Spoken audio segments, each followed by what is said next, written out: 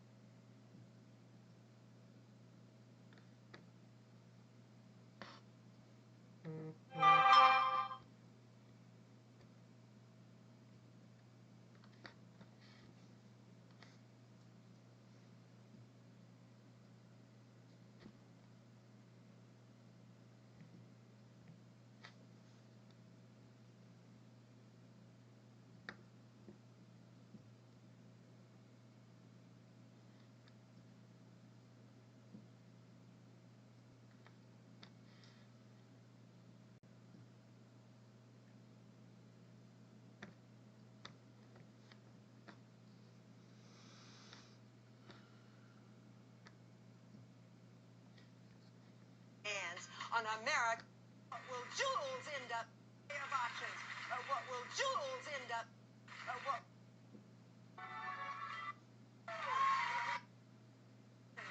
What will Jules end up doing tonight?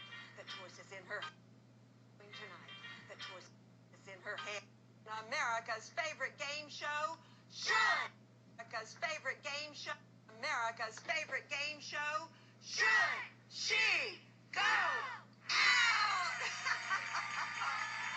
Here's the deal, Jules. You can go to this stressful weeknight work party with Madison, or you can choose what America's favorite. Jules. Here's the deal, Jules. Here's the deal, Jules.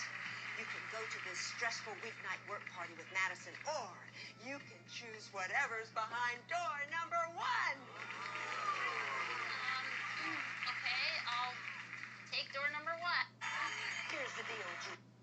Here's the deal, Jules. Here's the deal, Jules.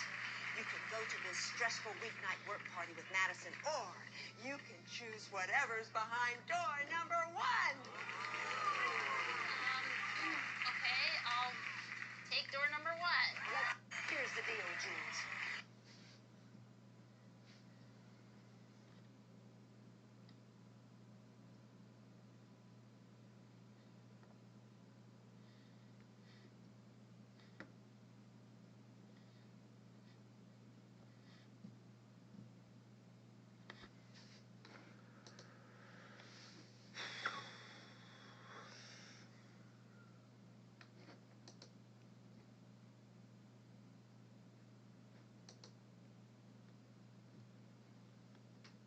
Here's the deal, Jules.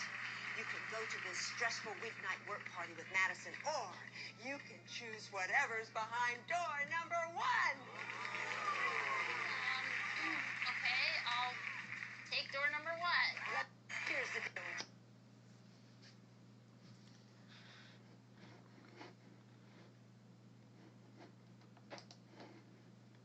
Here's the deal, Jules. You can go to this stressful weeknight work party with Madison, or you can choose whatever's behind door number 1. Okay, I'll take door number. Here's the deal, Jules. You can go to this stressful weeknight work party with Madison, or you can choose whatever's behind door number 1. Okay, I'll. Here's the deal, Jules.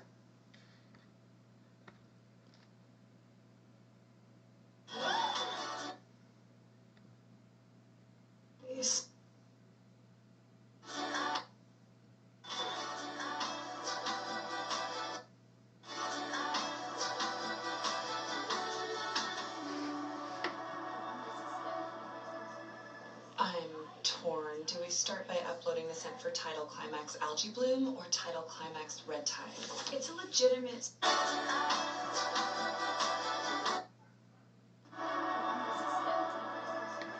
I'm torn. Do we start by uploading the scent for Tidal Climax Algae Bloom or Tidal Climax Red Tide? It's a legitimate Sophie's choice. Just to reiterate, 100% impossible either.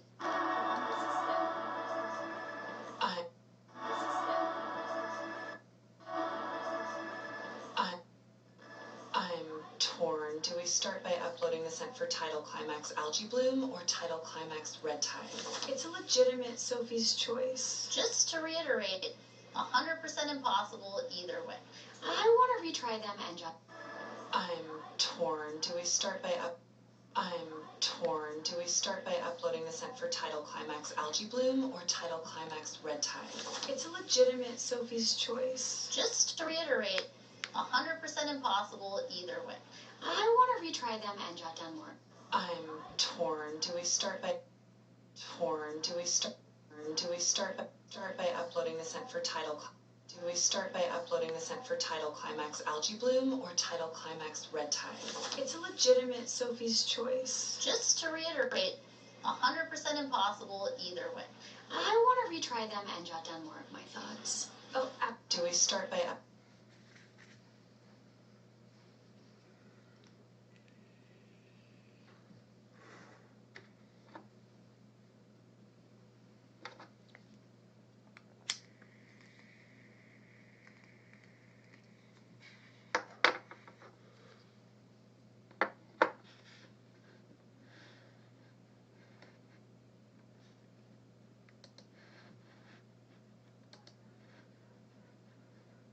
Do we start by uploading the scent for Tidal Climax Algae Bloom or Tidal Climax Red Tide? It's a legitimate Sophie's choice. Just to reiterate, 100% impossible either way. I want to retry them and jot down more of my thoughts. Do we start by uploading the scent for Tidal Climax Algae Bloom or Tidal Climax Red Tide? It's a legitimate Sophie's choice. Just to reiterate, 100% impossible either way. I want to retry them and jot down more of my thoughts. Do we start by uploading the scent for Tidal Climax Algae Bloom or Tidal Climax Red Tide? It's a legitimate Sophie's choice. Just to reiterate, If this were the real COVID-19, I would be in real trouble because I have asthma. No, I have depression. For Tidal Climax Algae Bloom or Tidal Climax Red Tide? It's a legitimate Sophie's choice. just to reiterate, 100% impossible either way. I want to retry them and jot down more.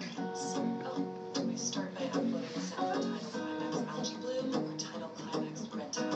It's a legitimate Sophie's choice. Just to Well, you done me, and you bet I felt it. I tried to beat you, but you're so hot that I melted. I fell right through the cracks.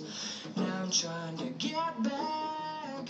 Before the cool done run out, I'll be giving it my bestest, and nothing's gonna stop me but divine intervention. I reckon it's again my turn to win some or learn some, but I won't hesitate. Do we start by uploading the scent for Tidal Climax Algae Bloom or Tidal Climax Red Tide? It's a legitimate Sophie's choice. Just to reiterate, 100% impossible either way. I want to retry them and jot down more of my thoughts. Do we start by Open up your mind, Any case? see like me. Open up your plans and damn, you're free. You guys knew one.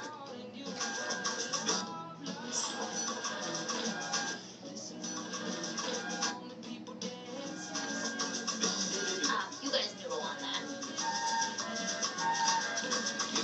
Thank you so much for bringing me clothes. There's no way I'd get out of here in time to change. Are you kidding? I love a good before and after. I brought everything I already had in my... you guys knew on that. You guys knew on that. Thank you so much for bringing me clothes. There's no way I'd get out of here in time to change. Are you kidding? I love a good before and after. I brought everything I already had in my car. You guys knew on that.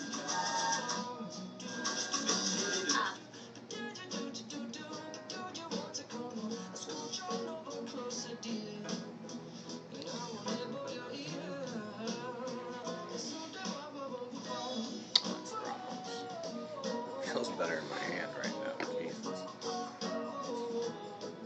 Ridiculous. Here. I've been spinning way too long, checking my tongue in the mirror and bending over backwards just to try to see it clearer above my breath. You guys knew on that. Thank you so much for bringing... There ain't no better reason to rid yourself of vanities and just go with the seasons. It's what we aim to do. Our name is our virtue, but I won't hesitate no more, no more. It cannot wait. You guys knew on that. Thank you so much for bringing me clothes. There's no way I'd get out of here in time to change. Are you kidding? I love a good before and after. I brought everything I already had in my car. You guys knew on that.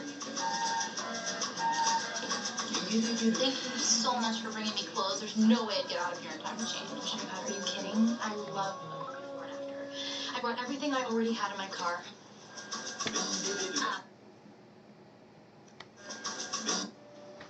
I'm getting vaccinated with Prevnar 20, a Pfizer vaccine.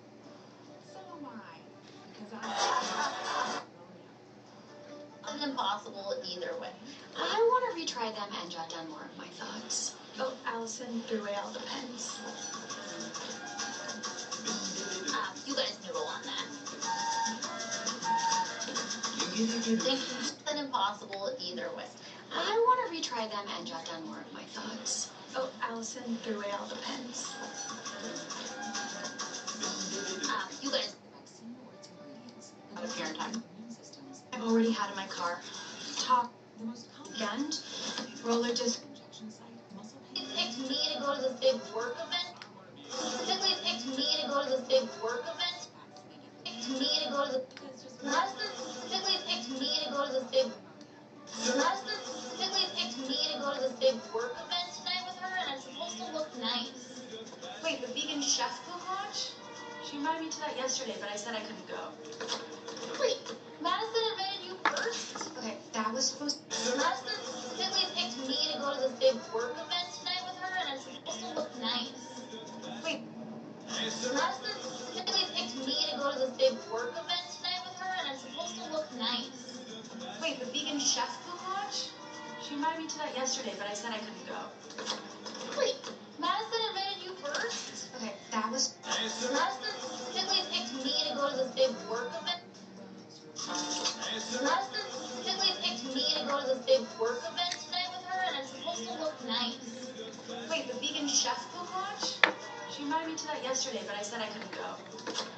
Wait, Madison invited you first? Okay.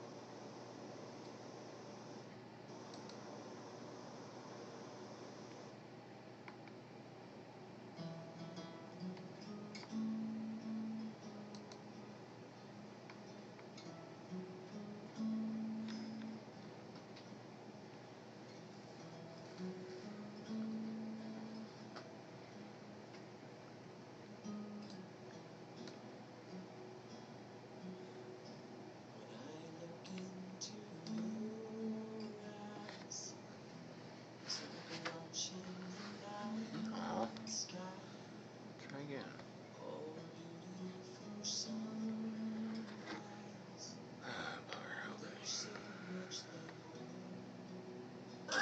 Okay.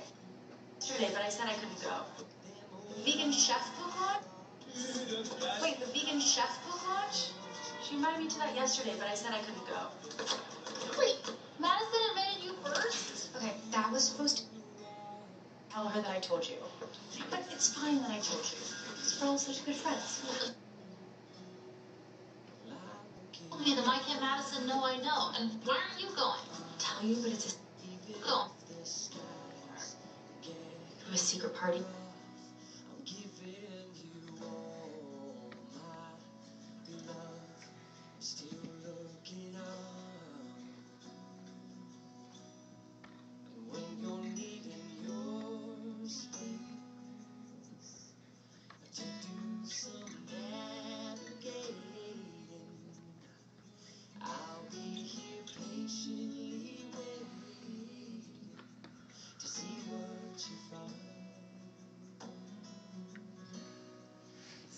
Bored and lonely at home? Then just download this app where you can watch live funny girls for free.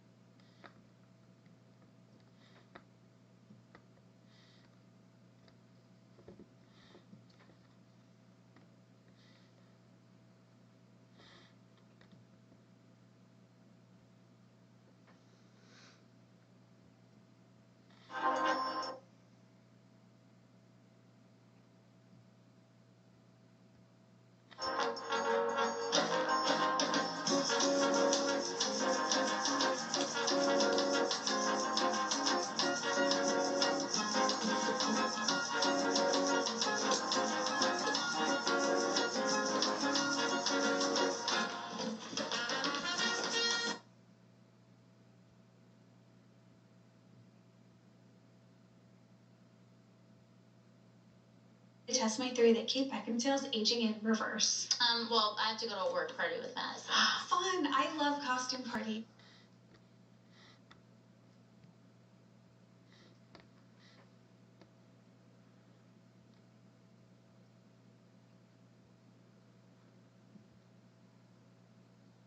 Time machine.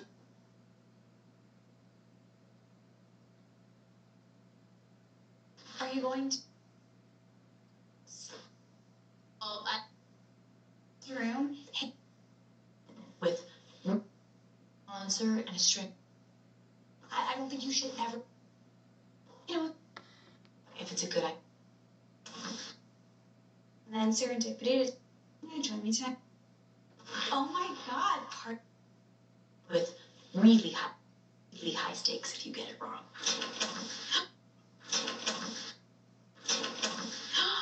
Oh my god, party in the girls' room. Hey, if either of you guys want to join me tonight, I'm gonna watch Pearl Harbor and then serendipity to test my theory that Kate Beckinsale's aging in reverse. Well, I have to go to a work party with Madison. Fun! I love Oh my god, party in the girls. Oh my god, party. Oh my god, party in the girls' room. Hey, if either of you guys want to join me tonight, I'm gonna watch Pearl Harbor and then serendipity to test my theory that Kate Beckinsale's aging in reverse. Well, I have to go to a work party with Madison. Fun! I love costume parties. Oh my god, party.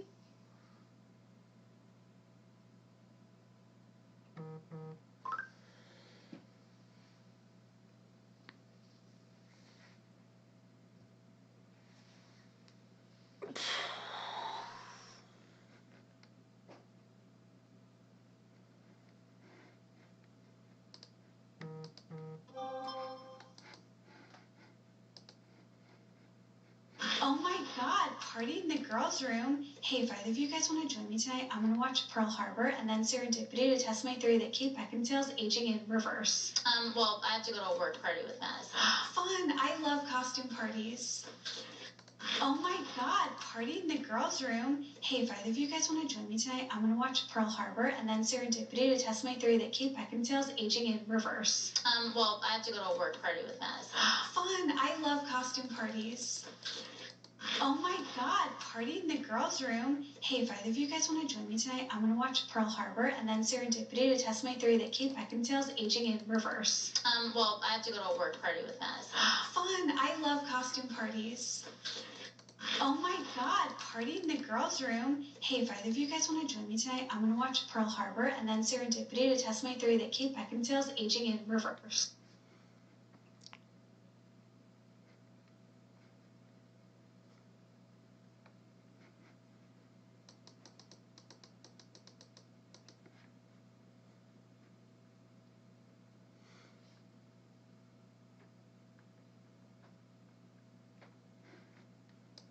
More or less, I think.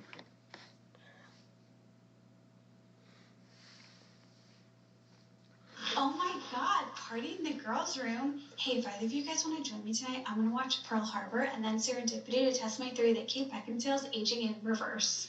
Well, I have to go to a work party with Madison. Fun! I love costume parties.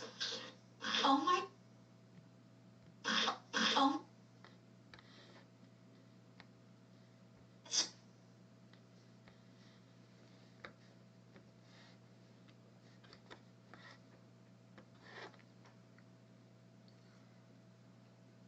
Dang it.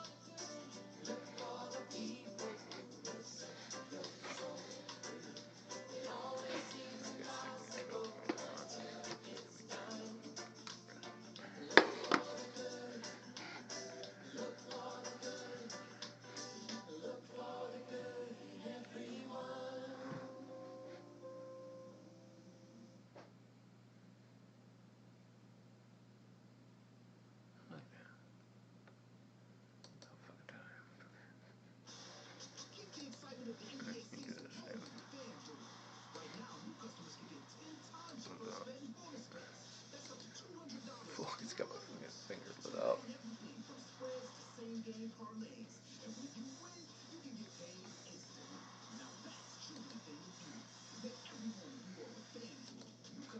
I clicked.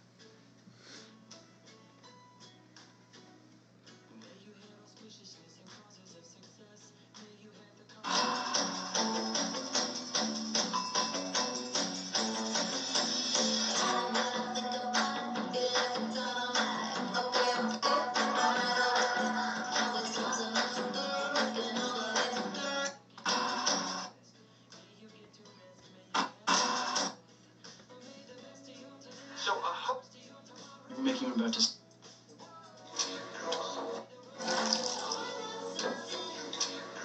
Okay, I got us food, but not. Okay, I got us food, but not a lot of food, so we won't be too full later when we do the stuff. You're making him about to say even harder. Lucy, just stay still. I'm coming. So a hobo spider seems to have crawled into Okay, okay, I got us food, but not a lot of food, so we won't be too full later when we do the stuff. You're making him about to say even harder. Lucy, just stay still. I'm coming. So a hobo spider seems to have crawled into Lucy's cast, and Okay, I got us.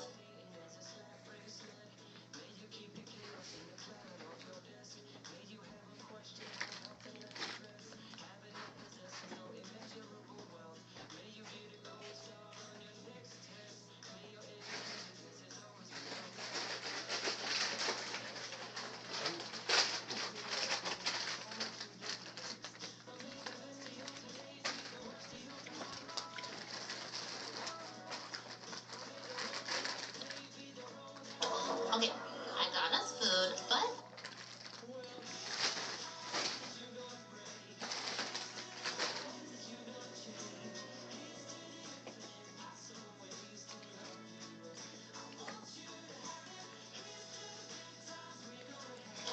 okay, I got us food, but not a lot of food, so we won't be too full later when we do the stuff. You're making him about to say even harder. Lucy, just. Okay, I got us food, but not a lot.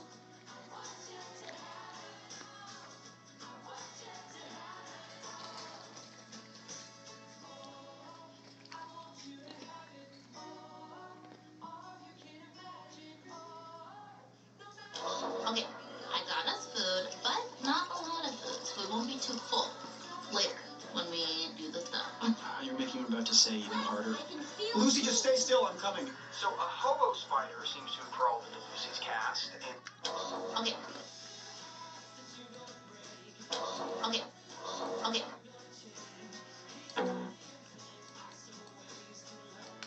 Sure.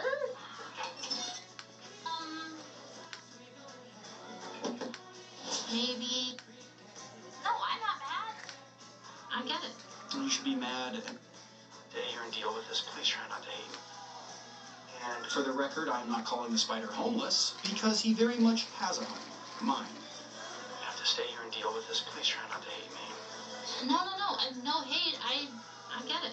You should be mad, and I totally get it. I'm so sorry. Can I make it up to you? And for the record, I'm not calling the spider homeless, because he very... I have to stay here and deal with this. Please try not to... Mine.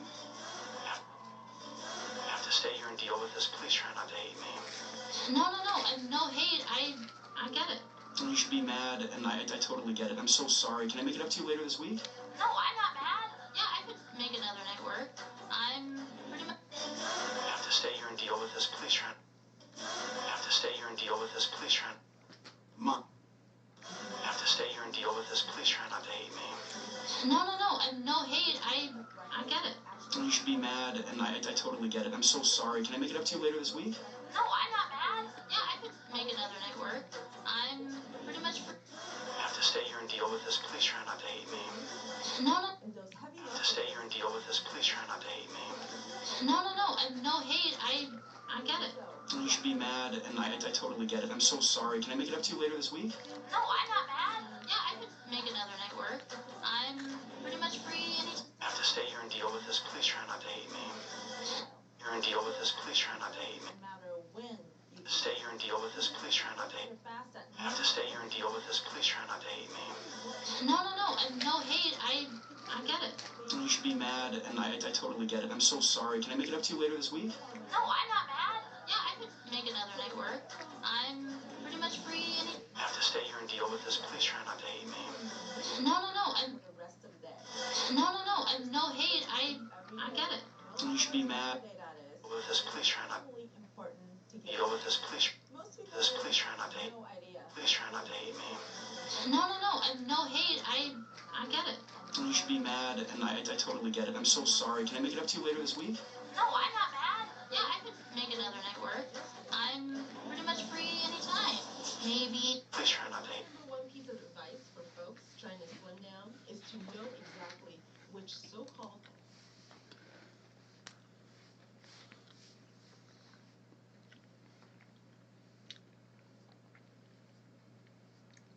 Maybe I can make some soup.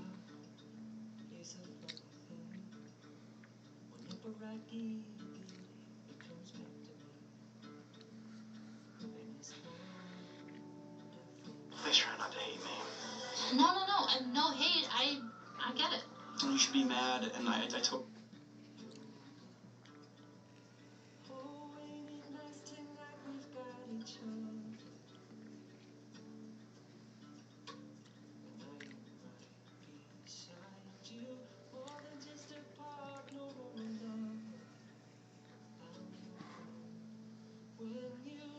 Please try not to hate me.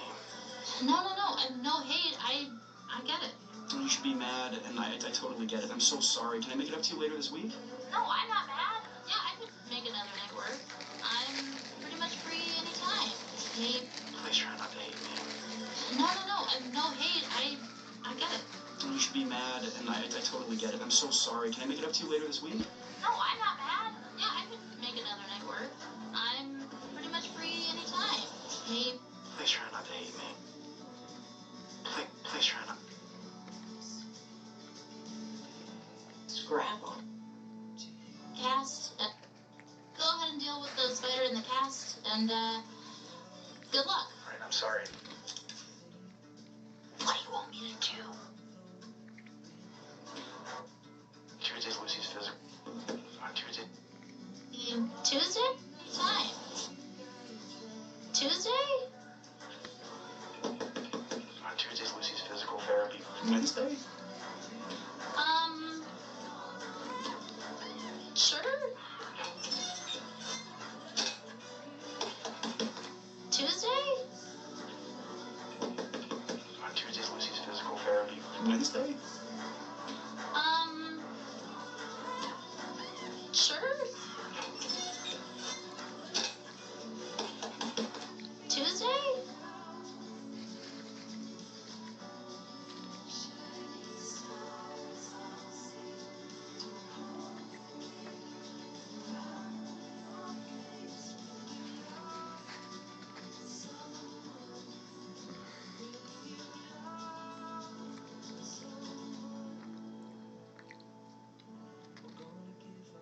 Tuesday?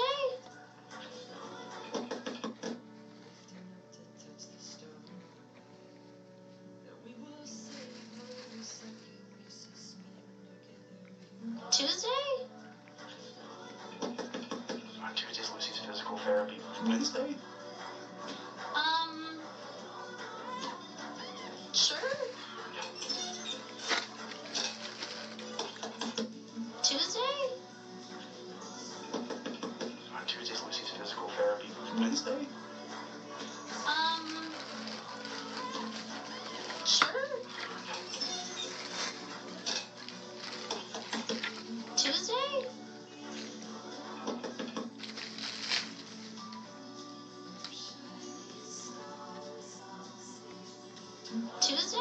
Tuesday?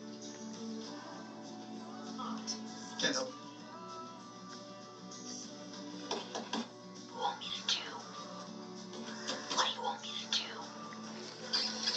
Sorry, not you, Wes. Go ahead and deal with the spider in the cast, and, good luck. Alright, I'm sorry. I ain't doing the stuff. What do you want? Sunday, March 12th. Live. With YouTube TV. Try it free. Terms apply. Cancel anytime.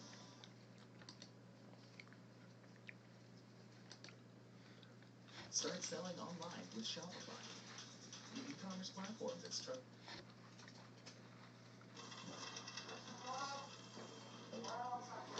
What do you want me to do? Sorry, not you, Wes. Go.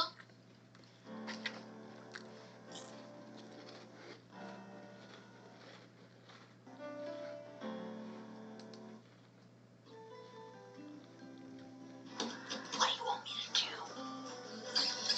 Sorry, not you, Wes. Go ahead and deal with the spider in the cast, and, good luck. Alright, I'm sorry. I ain't doing the stuff. What do you want me to do?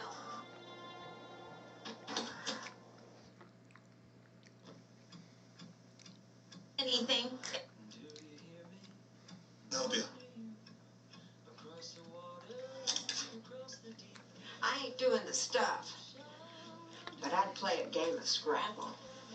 And I'll whoop your ass, too. Do you see the problem here, Chad? They look the same to me.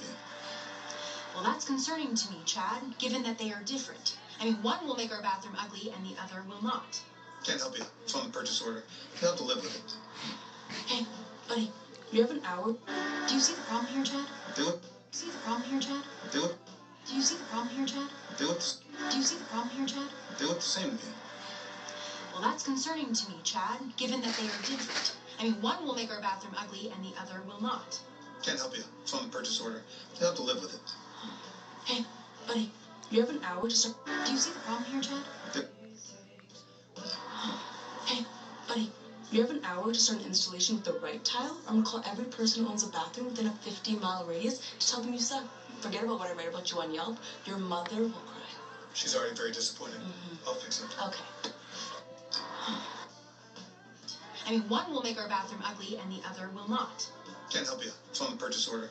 You'll have to live with it.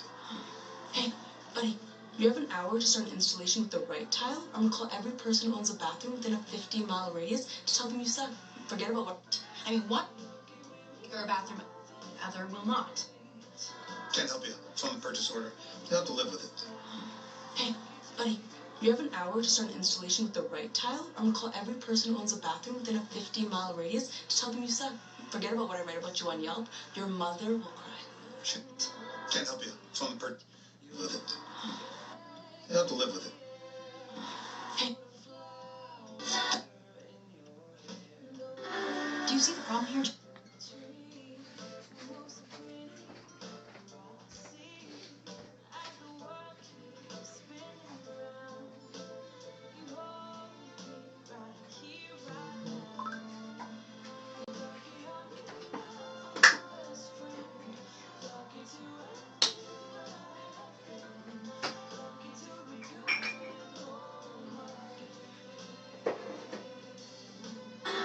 Do you see the problem here, Chad? They look the same to me. Well, that's concerning to me, Chad, given that they are different. I mean, one will make our bathroom ugly and the other will not. Can't help you. It's on the purchase order. You'll have to live with it. Hey, buddy, do you see the problem here, Chad? They look the same to me.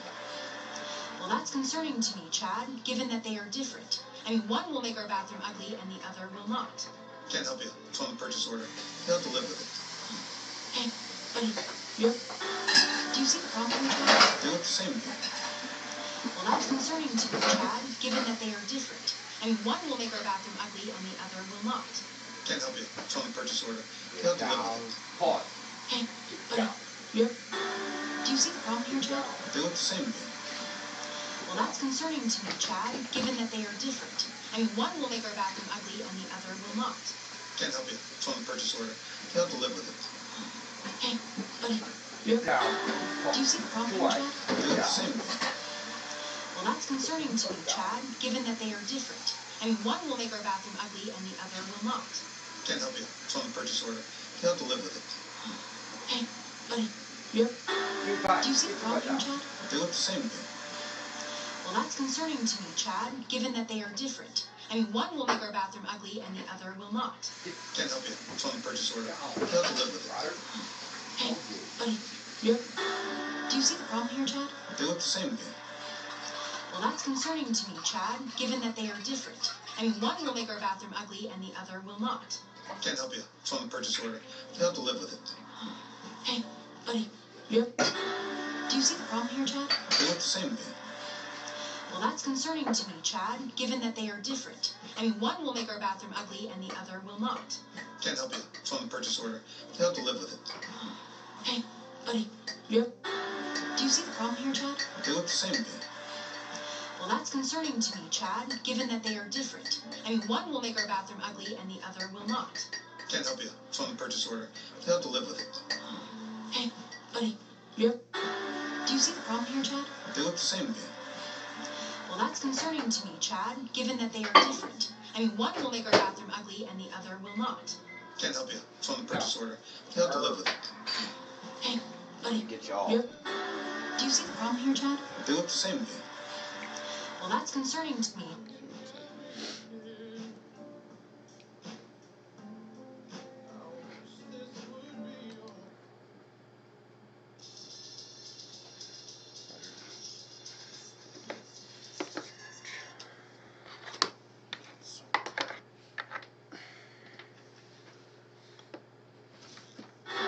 Do you see the problem here, Chad? They look the same to me. Well, that's concerning to me, Chad, given that they are different. I mean, one will make our bathroom ugly and the other will not. Can't help you. It's on the purchase order. You'll have to live with it. Hey, buddy, do you see the problem here, Chad? They look the same to me. Do you see?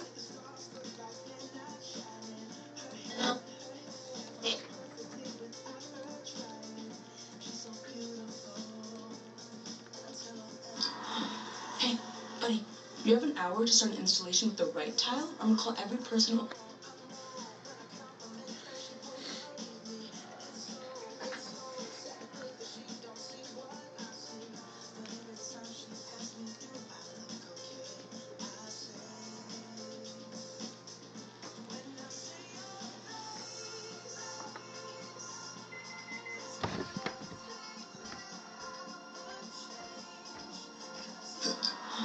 Hey, buddy, you have an hour to start an installation with the right tile. I'm gonna call every person who owns a bathroom within a 50-mile radius to tell them you suck. Forget about what I read about you on Yelp. Your mother will cry. She's already very disappointed. I'll fix it. Okay. Hey, buddy, you have an hour to start an installation with the right tile. I'm gonna call every person who owns a bathroom within a 50-mile radius to tell them you suck. Forget about what I read about you on Yelp. Your mother will cry. She's already very disappointed. I'll fix it. Okay. Hey, buddy, you have an hour to start an installation with the right tile. I'm gonna call every person who owns a bathroom within a 50-mile radius to tell them you suck. Forget about what I read about you on Yelp. Your mother will cry. She's already very disappointed. I'll fix it. Okay. Hey, buddy, you have an hour to start an installation with the right tile. I'm gonna call.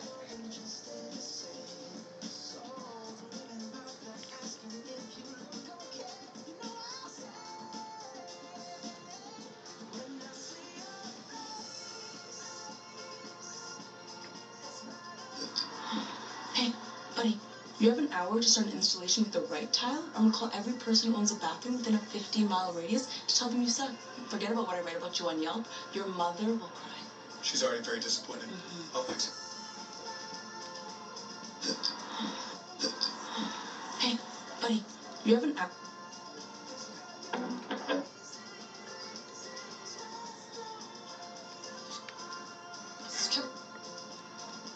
She's already very...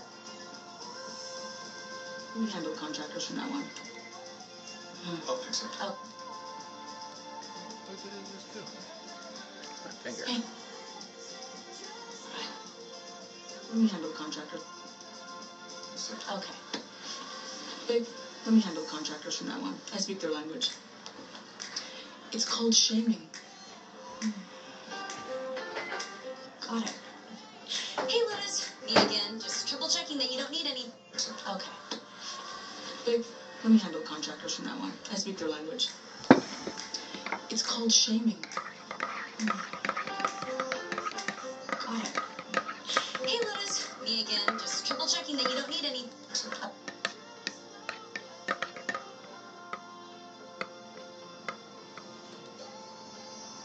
Holy boy.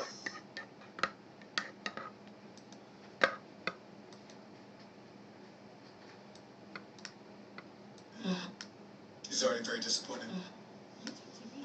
She's already very disappointed. She's already very disappointed. I'll fix it. Okay. Babe, let me handle contractors from now on. I speak their language. It's called shaming.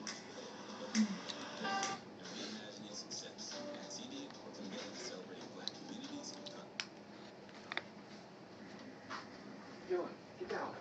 Why are you up there? When your legs don't work like they used to before,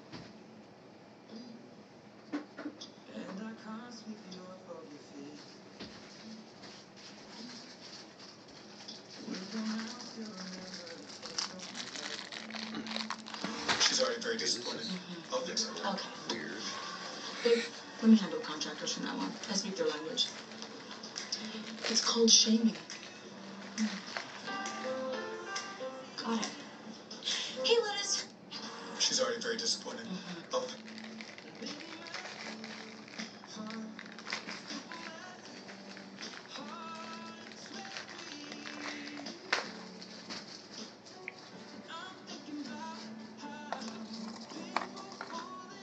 She's already very disappointed. I'll fix it. Okay. Babe, let me handle contractors from now on. I speak their language. It's called shaming. Got it. Hey, Liz. She's already very disappointed. I'll fix it. Okay. She's already very disappointed.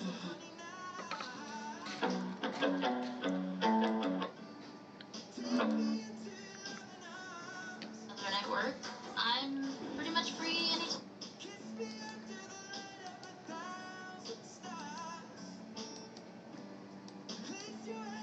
Me again. Just triple checking that you don't need anything. If you think of anything, you're my #1 client. Not just because you're my only client. Oh.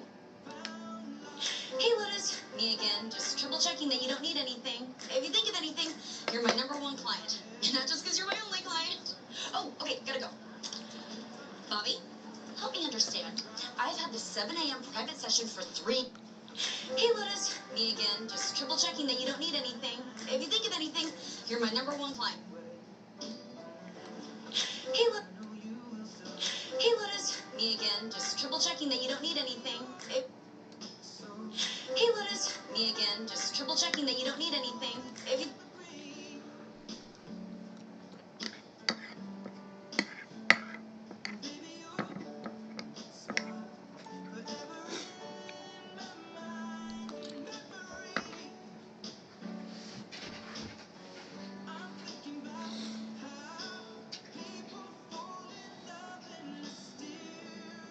Hey, Liz. Me again. Just triple checking that you don't need anything. If you think of anything, you're my #1 client. Not just because you're my only client. Look at that. Fucking sucks.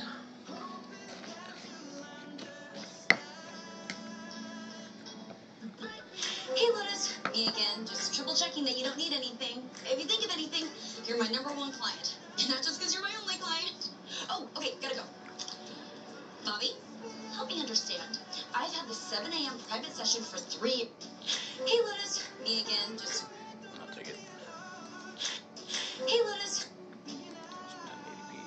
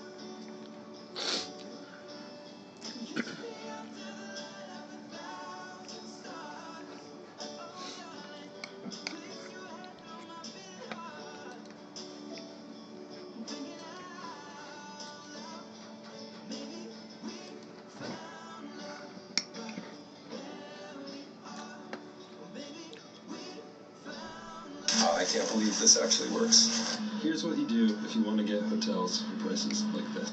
So for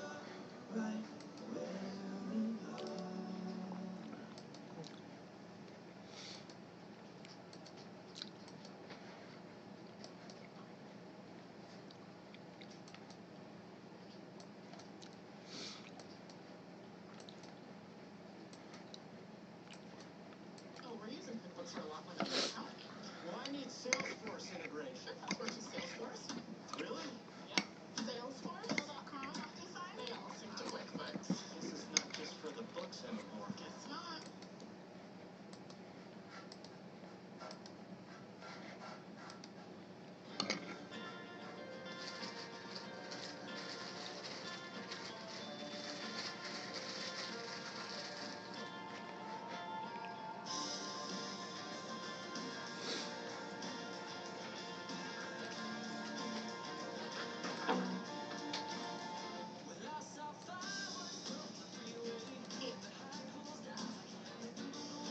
Bobby?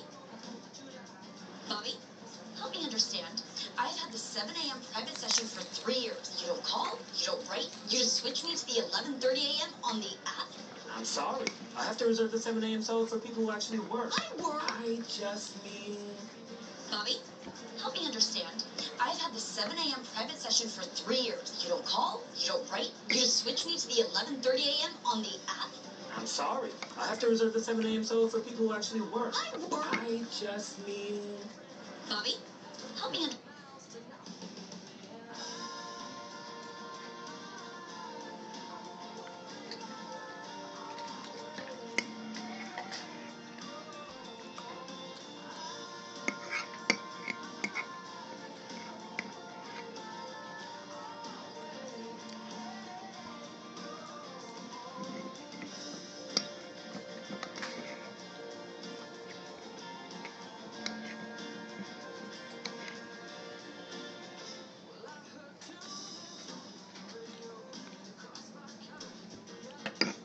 Bobby, help me understand. I've had the 7 a.m. private session for 3 years. You don't...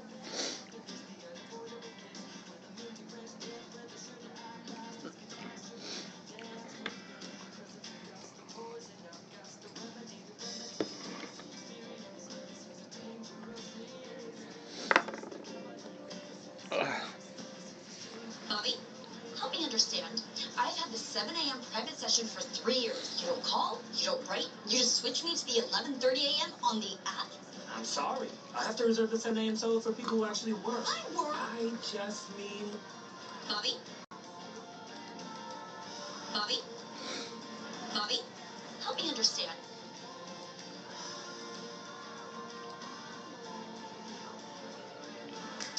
It's called shaming. 7 a.m. private session for 3 years. I have to reserve the 7 a.m. solo for...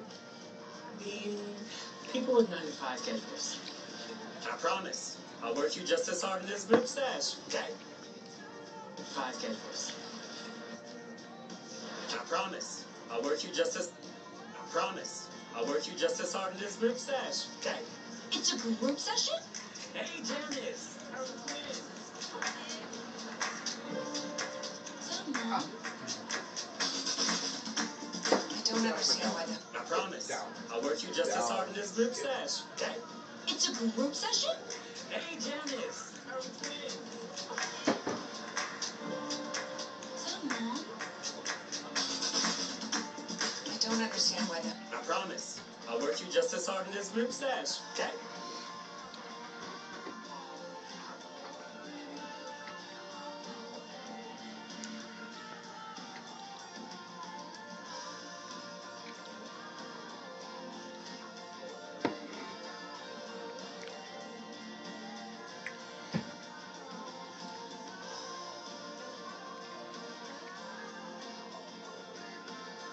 I promise. I'll work you just as hard in this group sesh, okay? It's a group session? Hey, Janice.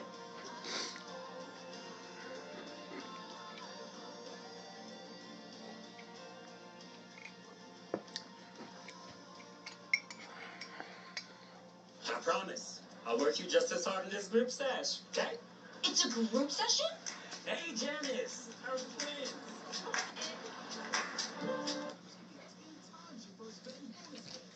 I promise.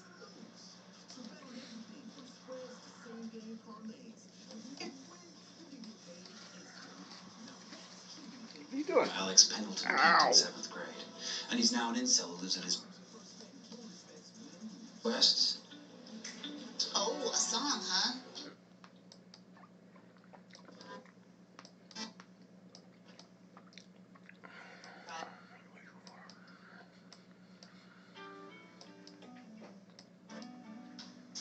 Filling the bottles with something generic.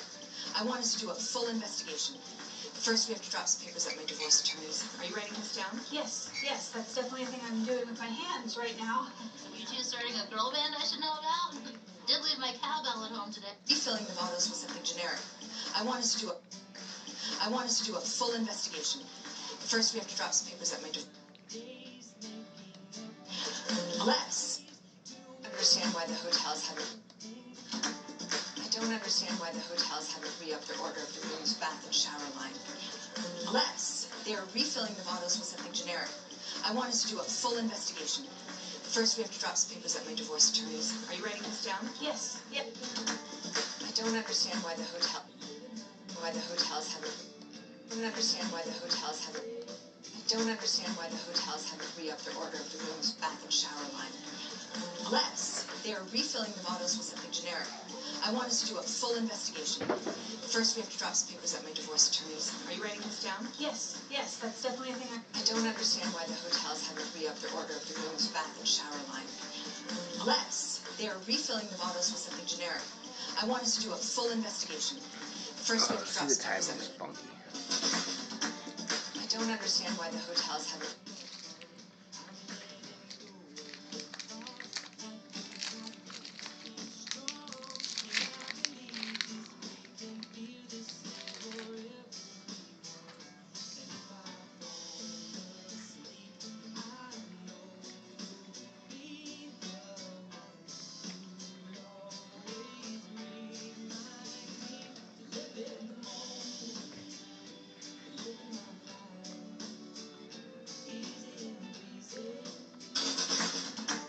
I don't understand why the hotels haven't re-upped their order of the room's bath and shower line.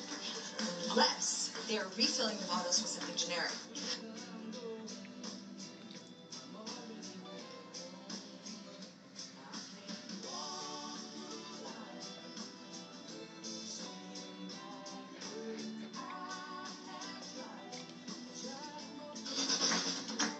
I don't understand why the hotels haven't re-upped their order of the room's bath and shower line. Unless they are refilling the bottles with something generic. I want us to do a full investigation. First, we have to drop some papers at my divorce attorneys. Are you writing this down? I don't understand why the hotels haven't re-upped their order of the room's bath and shower line. Unless they are refilling the bottles with something generic. I want us to do a full investigation. First, we have to drop some papers at my divorce attorneys. Are you writing this down? I don't understand. understand why the hotels haven't re-upped their order of the room's bath and shower line. Unless they are refilling the bottles with something generic. I want us to do a full investigation. First, we have to drop some papers at my divorce attorneys. Are you writing this down? I don't understand why the hotels haven't re-upped their order of the room's bath.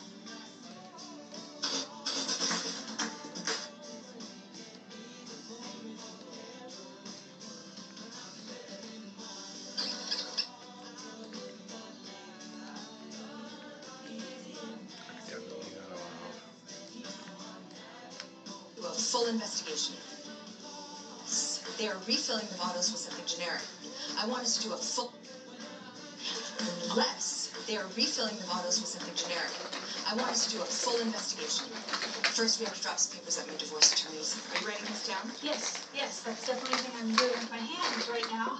You two starting a girl band I should know about? Unless they are...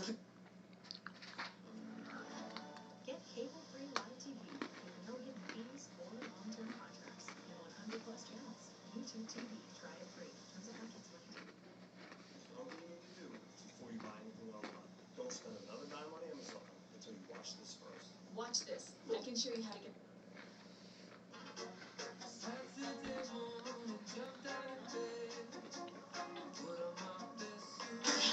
Unless they are refilling the bottles with something generic.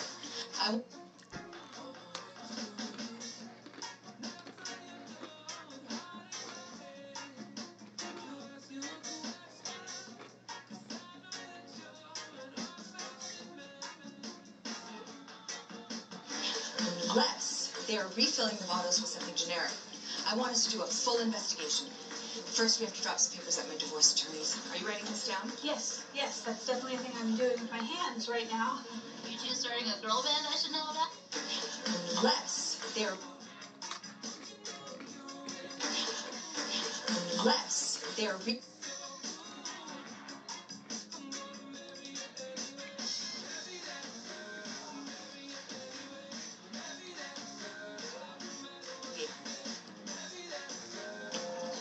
This is my divorce lawyer. Today, It's right now. Girl band I should know about? Now. You two starting a girl band? You two starting a girl band? You two starting a girl band I should know about? Did leave my cowbell at home today. This is my divorce lawyer. Today, all days. Meet me at the Valley in 5. You're driving. Great, so fun. Be right there. When you asked Celeste for me to have... You two starting a girl band? I did leave my cowbell at... All days. Meet me at the Valley in 5. You're driving. Divorce lawyer. Today, all days. Meet me at the Valley. This is my divorce lawyer. Today, all day. This is my divorce lawyer. Today, all days. Meet me at the Valley in 5. You're driving. Great, so fun. Be right there. When you asked Celeste for me to have more responsibility, I didn't at all mean this. Well, maybe you could ask the other two Heim sisters to give you... This is my divorce lawyer. Today, all days. Meet me at the... Meet me at the... Great. The Valley in 5. You're driving. Meet me at the Valley in 5. Meet me at the Valley in 5. You're driving. Great, so fun. Be right there. When you asked Celeste for me to have more responsibility, I didn't at all mean this. Well, maybe you could ask the other two Heim sisters to give you a hand. Oh, right. Celeste is burning. Meet me at the Valley in 5. You're driving. Great, so fun. Great. When you asked Celeste for me to have more responsibility, I didn't at all mean this. Well, maybe you could ask the other two Heim sisters to give you a hand. Oh, right. Celeste is burning all of college shit, and I guess she promised her masseuse's son this guitar. When you asked Celeste for me to have more responsibility, I didn't at all mean this. Well, maybe you could ask the other two Heim sisters to give you a hand. Oh, right. Celeste is burning all of college shit, and I guess she promised her masseuse's son this guitar. Maybe he's a musician, or... When you asked Celeste for me to have more... I didn't at all... The other two Heim sisters is burning all of college shit, and Celeste is burning all of college shit, and I guess she promised her masseuse's son this guitar. Maybe he's a musician or a barista with big dreams.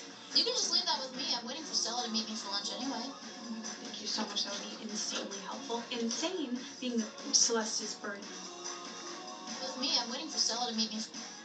Thank you so much. That would be insanely helpful. Insane being the main word in my life right now. Okay. I'm going to send you his contact. He should be here really soon. Okay. Thank you so much. Pray for me. Oh my God. Thank you so much. That would be insane in my life right now. Pray for me.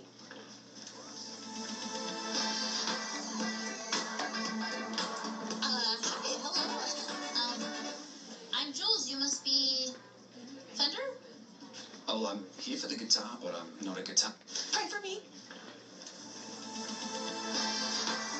Heart disease or being an actor. Being over 50 or being a smoker can put you at serious risk. Could that be you? Find out. Go to noplangood.com and know your risk factors. Then make a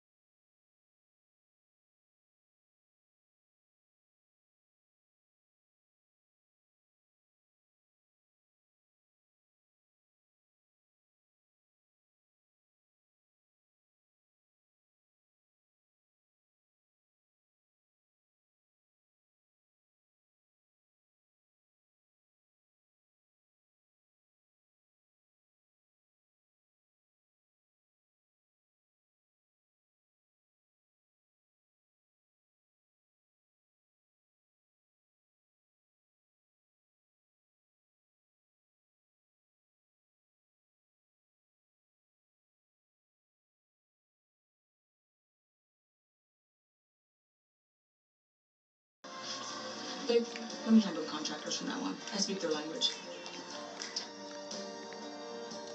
They are refill. Maybe in my next life. Oh, look.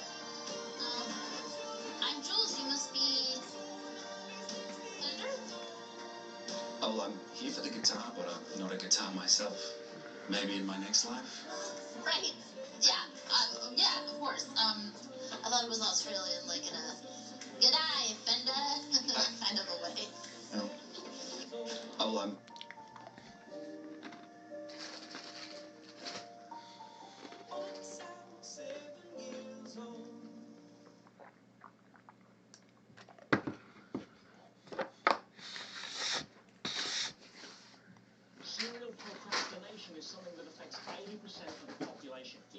high-performing, intelligent individuals suffer from it. Well, what's it all about? Well, contrary to popular belief. Oh, I'm here for the guitar, but I'm not a guitar myself. Maybe in my next life.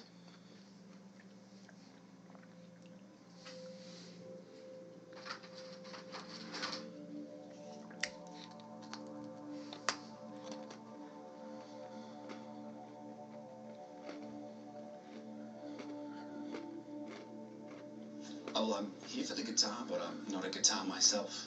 Maybe in my next life. Right. Yeah.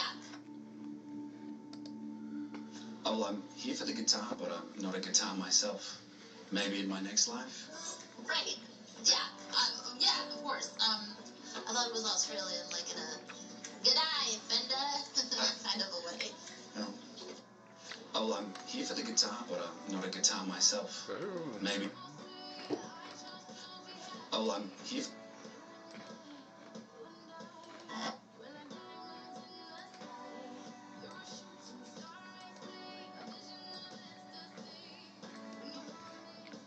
Days. Meet me at Hey, hello.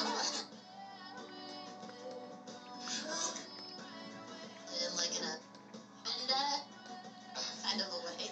No. Kind of a way. Hey. No.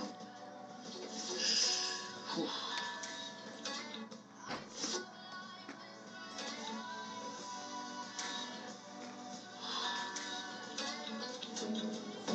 She's gorgeous. Any requests? Oh, a song, huh? Any song. One single song. That's not plugging in anyway. Oh.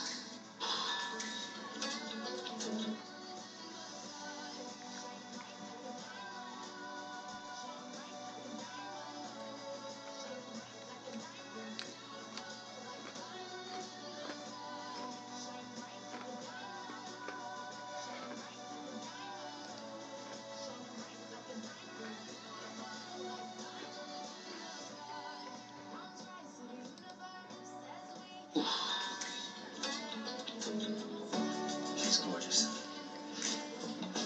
Any requests? Oh, a song, huh? Any song. One single song. That's not plugging in anyway. Oh.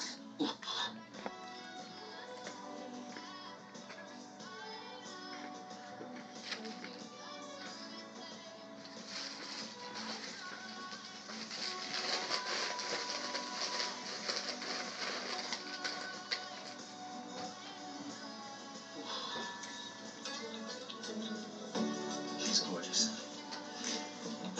Any requests? Oh, a song, huh? Any song. One single song. That's not plugging in anyway. Oh.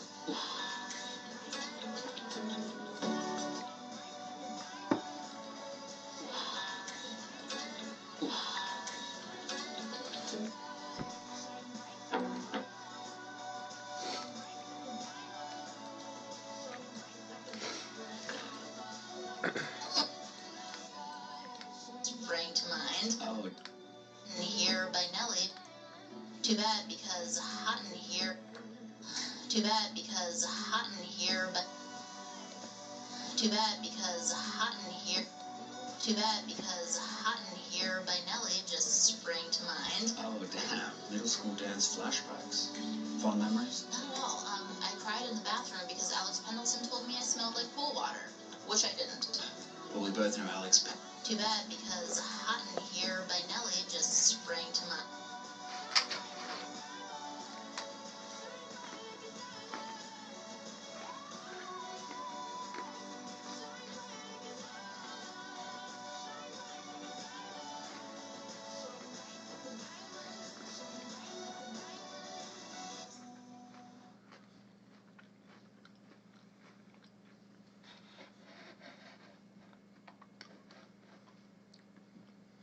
Too bad because hot in here by Nelly just sprang to mind. Oh, damn. Middle school dance flashbacks.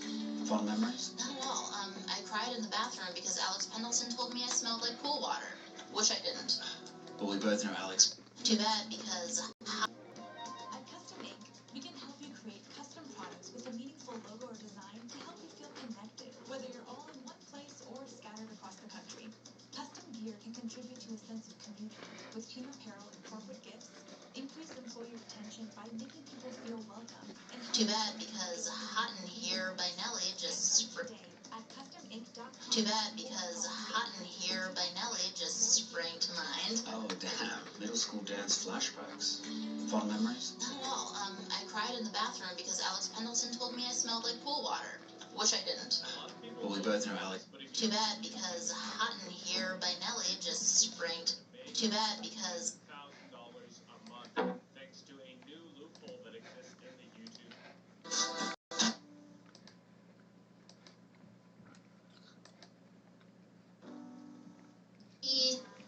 Fender?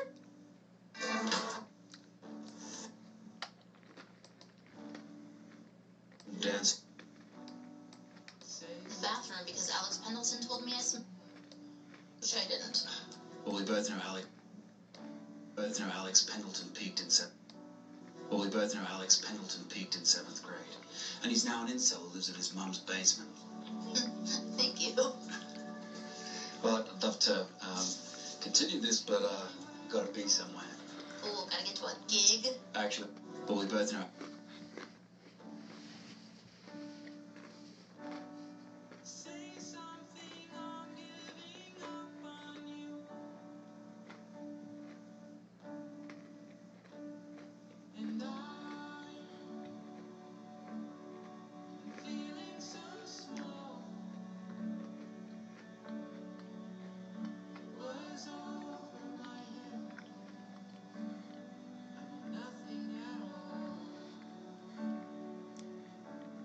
Well, we both know Alex Pendleton peaked in 7th grade. And he's now an incel who lives in his mum's...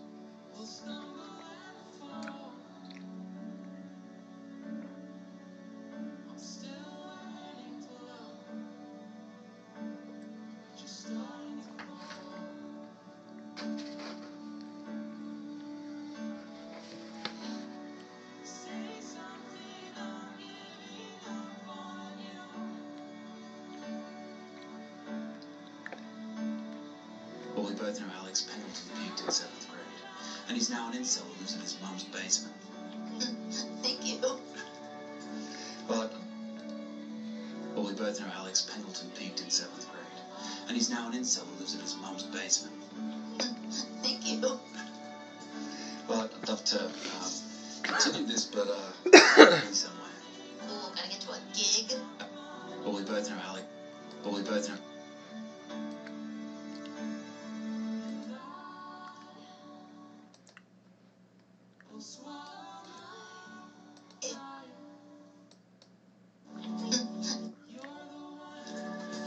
Well, I'd love to...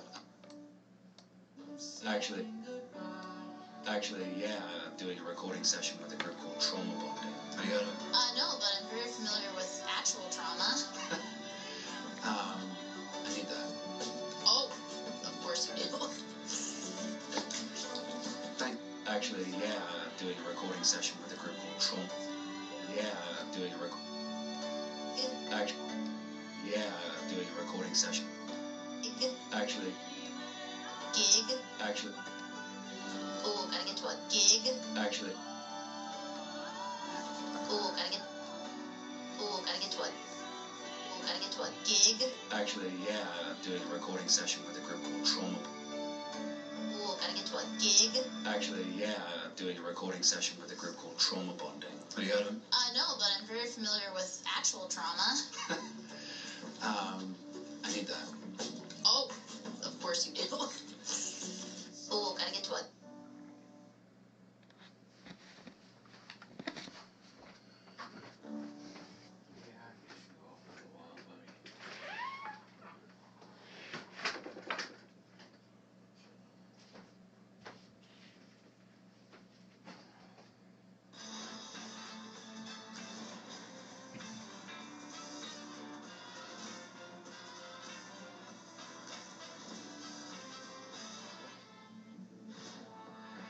Ooh, gotta get to a gig. Actually, yeah, I'm doing a recording session with a group called Trauma Bonding. Have you heard of it? No, but I'm very familiar with actual trauma. I need that. Oh, of course you do. Ooh, gotta get to a gig.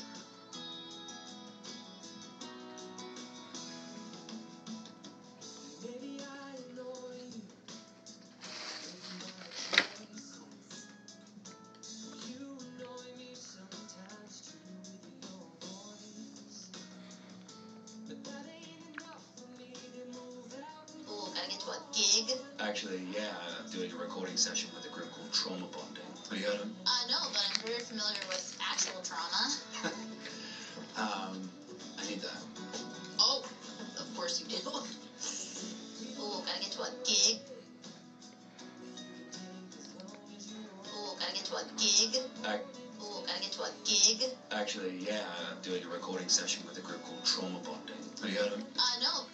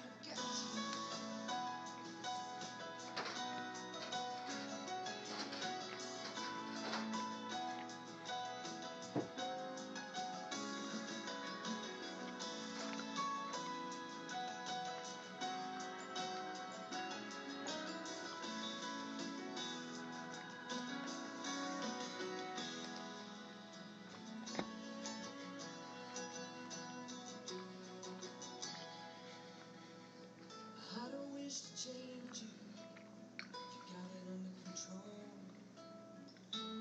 Wake up each day different, another reason for me to keep holding on. I'm not attached to any way you're showing up. I'm just gonna love you like a woman I love. Gonna wait on you.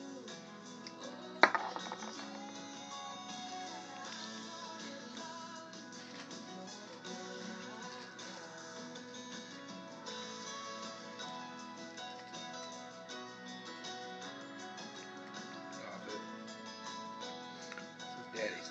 This is Daddy's catnip. If you can get it open. Okay.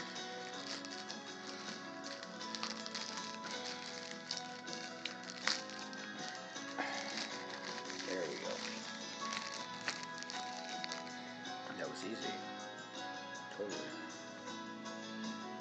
Simple.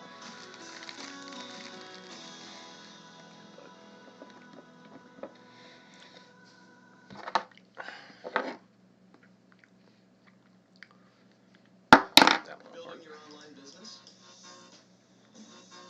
Go to Wix.com and set up your store on a single integrated platform. Add products, showcase them dynamically, and seamlessly track your inventory. Accept multiple secure payments, and design your storefront down to the very last detail. Fly to the moon and let me dance among the stars. Let me know what spring is like on Jupiter.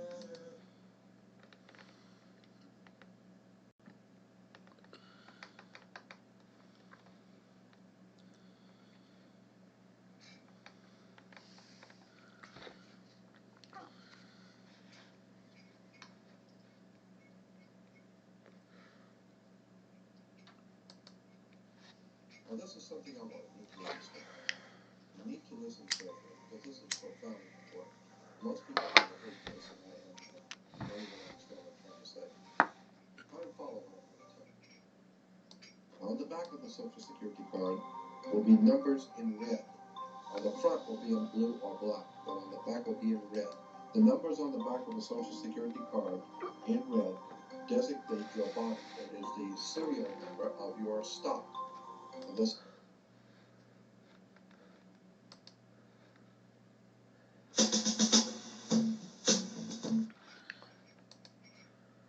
Now, this is something I want you to understand, and you need to listen carefully because this is profoundly important. Most people have never heard this, and I don't even understand what I'm trying to say. But try and follow what I'm going to tell you. On the back of the Social Security card will be numbers in red. On the front will be in blue or black, but on the back will be in red. The numbers on the back of a Social Security card in red designate your body. It is the serial number of your stock. And this is why if you're wealthy, you are preferred stock. If you're poor, you are common stock. But you are a stock on the stock market. Your body is bought and sold through the use of your birth certificate. This is why when you were born, you have to have a birth certificate. Therefore, your birth certificate is signed by your mother. And where your mother signed on the birth certificate, get it, you will see it does not say parent or mother, it says informant. You need to wake up and find out how this stuff really works. After the change of the century, coming into 1900s, decided they wanted to expand. They got so much money and they're doing so well, they thought maybe we could expand the business, move the corporation out a little bit. Let's expand business. Let's go to Germany or Europe and open up a big corporation there and take in their corporation, their government. We'll take them over. And the Germans said, hey, Jack, it was like a mafia. What are you coming over here? You're gonna buy me? I'll buy you. You don't buy me. Like the Godfather. And the American corporation, British American corporation said, unfortunately, maybe you didn't understand. Let me restate so you understand. I didn't ask you. I'm telling you. We're moving in here. It's called a corporate takeover. And so there was a hostile corporate takeover where the American corporation decided they wanted to take over in Europe and they didn't want to be taken over. Well, it's too bad. Take over anyway. So they called it a hostile corporate takeover. I'm making this quick video because it has been 1 month since joining the Cashflow 101 system, and so the impulse to dance existed long before our primate ancestors evolved into humans. Evolutionary biologists suggest that dance was used by early humans to promote the social cooperation essential for our survival. Indeed, studies have found that today's best dancers all share the two specific genes associated with excellent interpersonal skills. But despite its power to save our species, dance could not save a small furniture company in Miami from an economic tsunami of a global pandemic. So, like many 40-year-old millennial white males, Mike Lane found himself alone and adrift in an ocean of failed relationships and unrealized dreams. What you have is collateral. You got any collateral that you can put up for me to loan you the money. And the corporation called the United States, the British corporation called the United States, said, yes, we have the stock. We'll give you stock. This area is off limits. You are the stock of the corporation. So they give your body to the banks in Switzerland. So your body now becomes stock for the corporation called United States because you are a moneymaker. Bankers came in and said, if we're going to loan you money, you guys have lost money. You guys have gone bankrupt. We're going to take care of the accounting. We're going to see where the money goes. We'll give you the money, but we're going to make sure it goes where we want it to go. So they set up the Federal Reserve System. And then the collection agency to make damn sure that you people pay us. We're going to set up to keep a record of how much you owe us in business each week. We're going to call it the Federal Reserve. And to make sure that your stock, all the chumps out there in America are working, make sure the stock pays us. We're going to make sure they pay us. Don't just tell me they're going to pay. I'm going to make sure they're going to pay. So we will set up a collection agency. Our own personal collection agency is called Internal Revenue. So the banks, the corporation called United States, loaned money to the privately owned corporation called United States. And the United States corporation gave your body, your birth certificate, to the banks as collateral for the loan. And that's why today Americans are nothing but slaves. Now this is something I want you to understand. And you need to listen carefully because this is profoundly important. Most people have never heard this and don't even understand what I'm trying to say. But try to follow what I'm going to tell you. There are two kinds of law on the earth, as I've said. One is called civil law, which is the law of the land, and one is called maritime admiralty, which is called the law of water. Maritime admiralty is banking law. And the law on the maritime admiralty says that you, because you came out of your mother's water, are a maritime admiralty product. This is why the ship is sitting in its berth and is tied to the dock, and the captain has to give a certificate of manifest to the port authorities because money is changing hands. This is why when you were born, you have to have a birth certificate.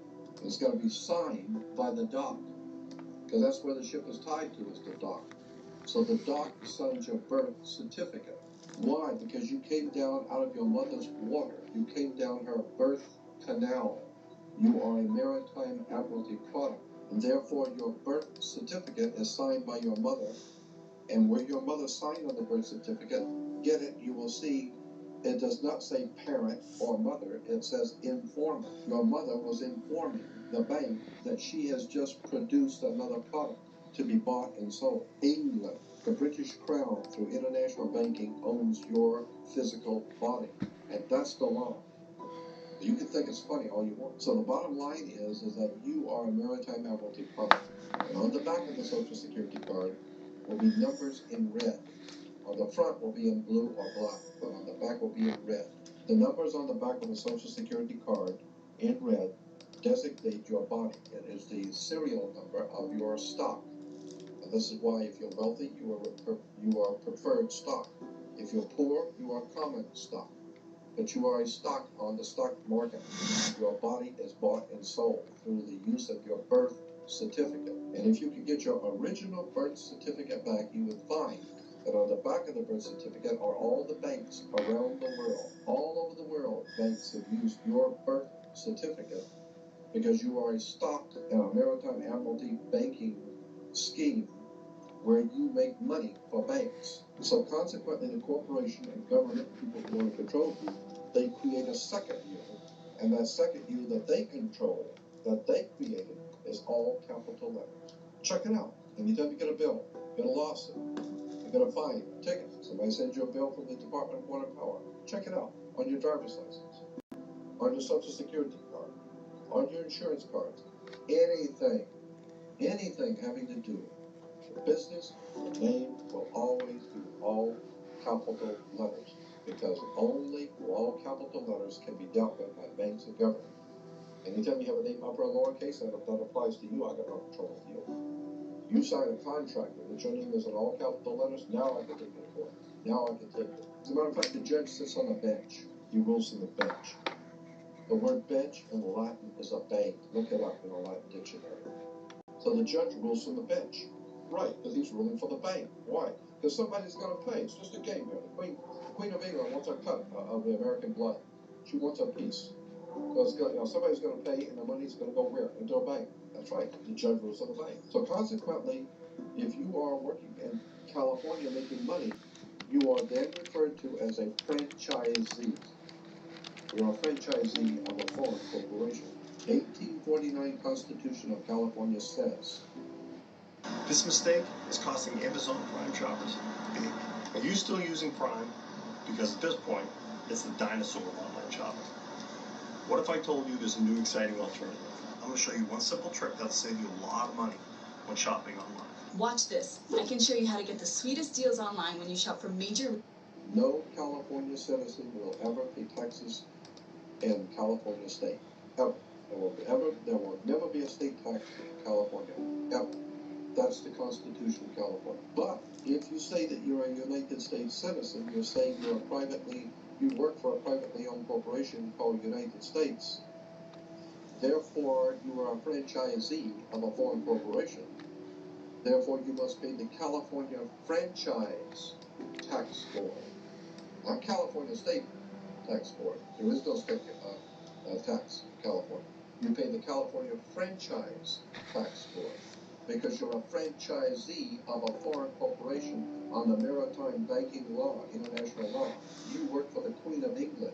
Your butt is owned by the Queen of England in a corporation called United States, while a man called Bush is the president of the British corporation. You need to wake up and find out how this stuff really works. Because once you understand that you don't need to submit yourself as an American to a British commercial venture called courts. You're an American. You don't need to go to court. You only go to court because you agreed to go to court. When they send you a subpoena to court or summons to court, or they've sent you something, you look at it and say, hey, Jack, that's not me. That's in all capital letters. All capital letters is a corporation. It's a corpse. It's dead. Do I look like I'm dead to you? No, I'm an American, Jack. I ain't dead. And besides, I'll go to an American system for justice. I don't need no British Grand Lodge Masonic system called courts. This British Grand Lodge Masonic system called Inns of Court comes out of England. And it has manipulated, exploited, and lied to the people. And everybody in America thinks they gotta go to court. Oh, the judge is, they've sent me something that I've gotta go to court. I don't go to court. I'm an American. I don't need to go to court. That's the difference between being a free man and a slave. Nothing in this world works the way you think it does. Nothing. There's a far higher, bigger picture going on the earth for at least 7,000 years of human history that we modern day people really just don't relate to. All we know is what we live with today. The hidden history of the world we live in. For 3,200 years, Rome has dominated Europe. And for 3,200 years, Europe has dominated the world. Therefore, there is the old saying that all roads lead to Rome. Just keep in mind that what you are seeing happening on the earth today, with all the economic problems, etc., all has a pedigree, and all has a background which you need to understand. Our commercial systems, our educational systems, are all based on ancient concepts and belief systems. Knowledge is power. And this is why so many people in America especially feel powerless, because they have no knowledge. Profound things have been said in the Bible. For instance, it is written in the Old Testament that my people are dying from a lack of knowledge. And that's certainly true. Today people are dying, they're wasting their lives away because they're ignorant, ill-informed, and unread as to how the world works. And there's another scripture that I think is extremely important that says, where there is no vision, the people perish. Simply meaning that as long as civilization does not understand where we have come from, where we are now, and where is the whole human race going in the future, if you don't have that kind of spiritual vision, then we're going to perish. Educate yourself about how the world really works. Banks do not loan money. There's a law in America that says no bank can loan money, period. That's the law. Now, how many people go to get a loan from a bank know that the law in America says no banks can loan money? How many people know that? The way it works is very simple. Suppose you're buying a $30,000 car, $50,000 car. That car, first of all, has to be appraised by a state-approved appraiser. So you have the government appraiser appraise the car for its value. And let's say it's $50,000. Therefore, the paperwork, which represents that $50,000 car, is referred to in commerce and business as commercial paper. And that piece of paper represents $50,000 in business. So what happens is if you decide you want to buy the car, the dealership sends the paper to the bank. So now the bank has a $50,000 worth of commercial paper. What the bank does is they open up a bank account in your name without you knowing it. All banks do this. They open up a bank account in your name. They sign your name on the bank account because you can't open a bank account without a signature. So they sign your name on a bank account and open up a bank account for you. But you don't know that. Then they take the $50,000 of commercial paper, which represents $50,000, and they put it into your account. So now you have a bank account in their bank with $50,000 in it. And then they take that bank account and they write a check on that for you. So the first check, for the first $50,000, they write for you, and they sign it for you and give it to you so you can give it to the dealer. So you think the bank has loaned you $50,000. No. The bank merely gave you credit on the commercial paper which they're holding. They are confirming that they have the $50,000 in the bank with the paper. They're holding the pay stub. Therefore, they will give you a credit of $50,000 based on your commercial paper. So they didn't give you anything. You gave them $50,000 on commercial paper. They just gave you a credit. And so that's the way it works. There is no money changing hands. Now let me give you another example that's even easier to understand. Suppose you were a painting contractor, and I hire you to paint my office, and you tell me it's going to cost $100 to paint my office. Well, the way it works in business, in commercial business, is that I agree to your bill of $100. So when you're through with the job, you come to me and you give me a bill, and the bill is for $100. I reach in my wallet and I pull out a $100 bill, and I give it to you. Now, you have been paid because I gave you a $100 bill. No, I didn't pay you anything. I paid you nothing. You gave me a bill for $100. I reach in my wallet and I give you a bill for $100. It's called a $100 bill. So now you owe me $100. It's a bill. Look on the $100 bill, and at the top it says a Federal Reserve note. It's a bank note, meaning you now owe me $100. It's a bank note. And so if you had given me a bill for $20, I give you a $20 bill. So all we're doing is just exchanging bills. That's why banks are called banks of exchange. So we're just exchanging paper. Nobody has bought anything. And because of that, the law basically says in America, you cannot pay a bill. So understand, when you say that you've got a bill that you have to pay, you cannot pay a bill in America. That's the law. But you can discharge a debt. That's different. Discharging a debt is different from paying a bill. Since you didn't pay for anything, since you're using the Federal Reserve note and you're buying something, you did not pay. You didn't pay the bill. So therefore, whatever it is you're buying, you don't own. You don't own anything. It was just a bill of exchange. They give you something worth $100 bill, and I gave them a bill for $100. So the bottom line on the way commerce works is that nobody pays anyone, period. Therefore, in point of fact, by law, no one owns anything. Also, is why you have to have insurance and a seatbelt. It's because you do not own your body. The government owns your body, in point of fact. And so your body is a security on the New York Stock Exchange, and the corporation that owns you, and you are owned. There are laws that expressly say that you are owned. You just don't know.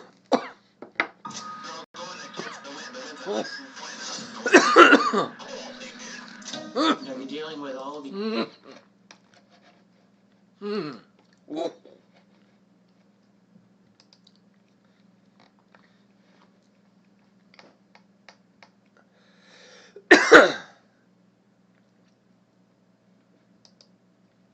It has been speculated that the moon is simply an outer shell, with a secret hidden base inside.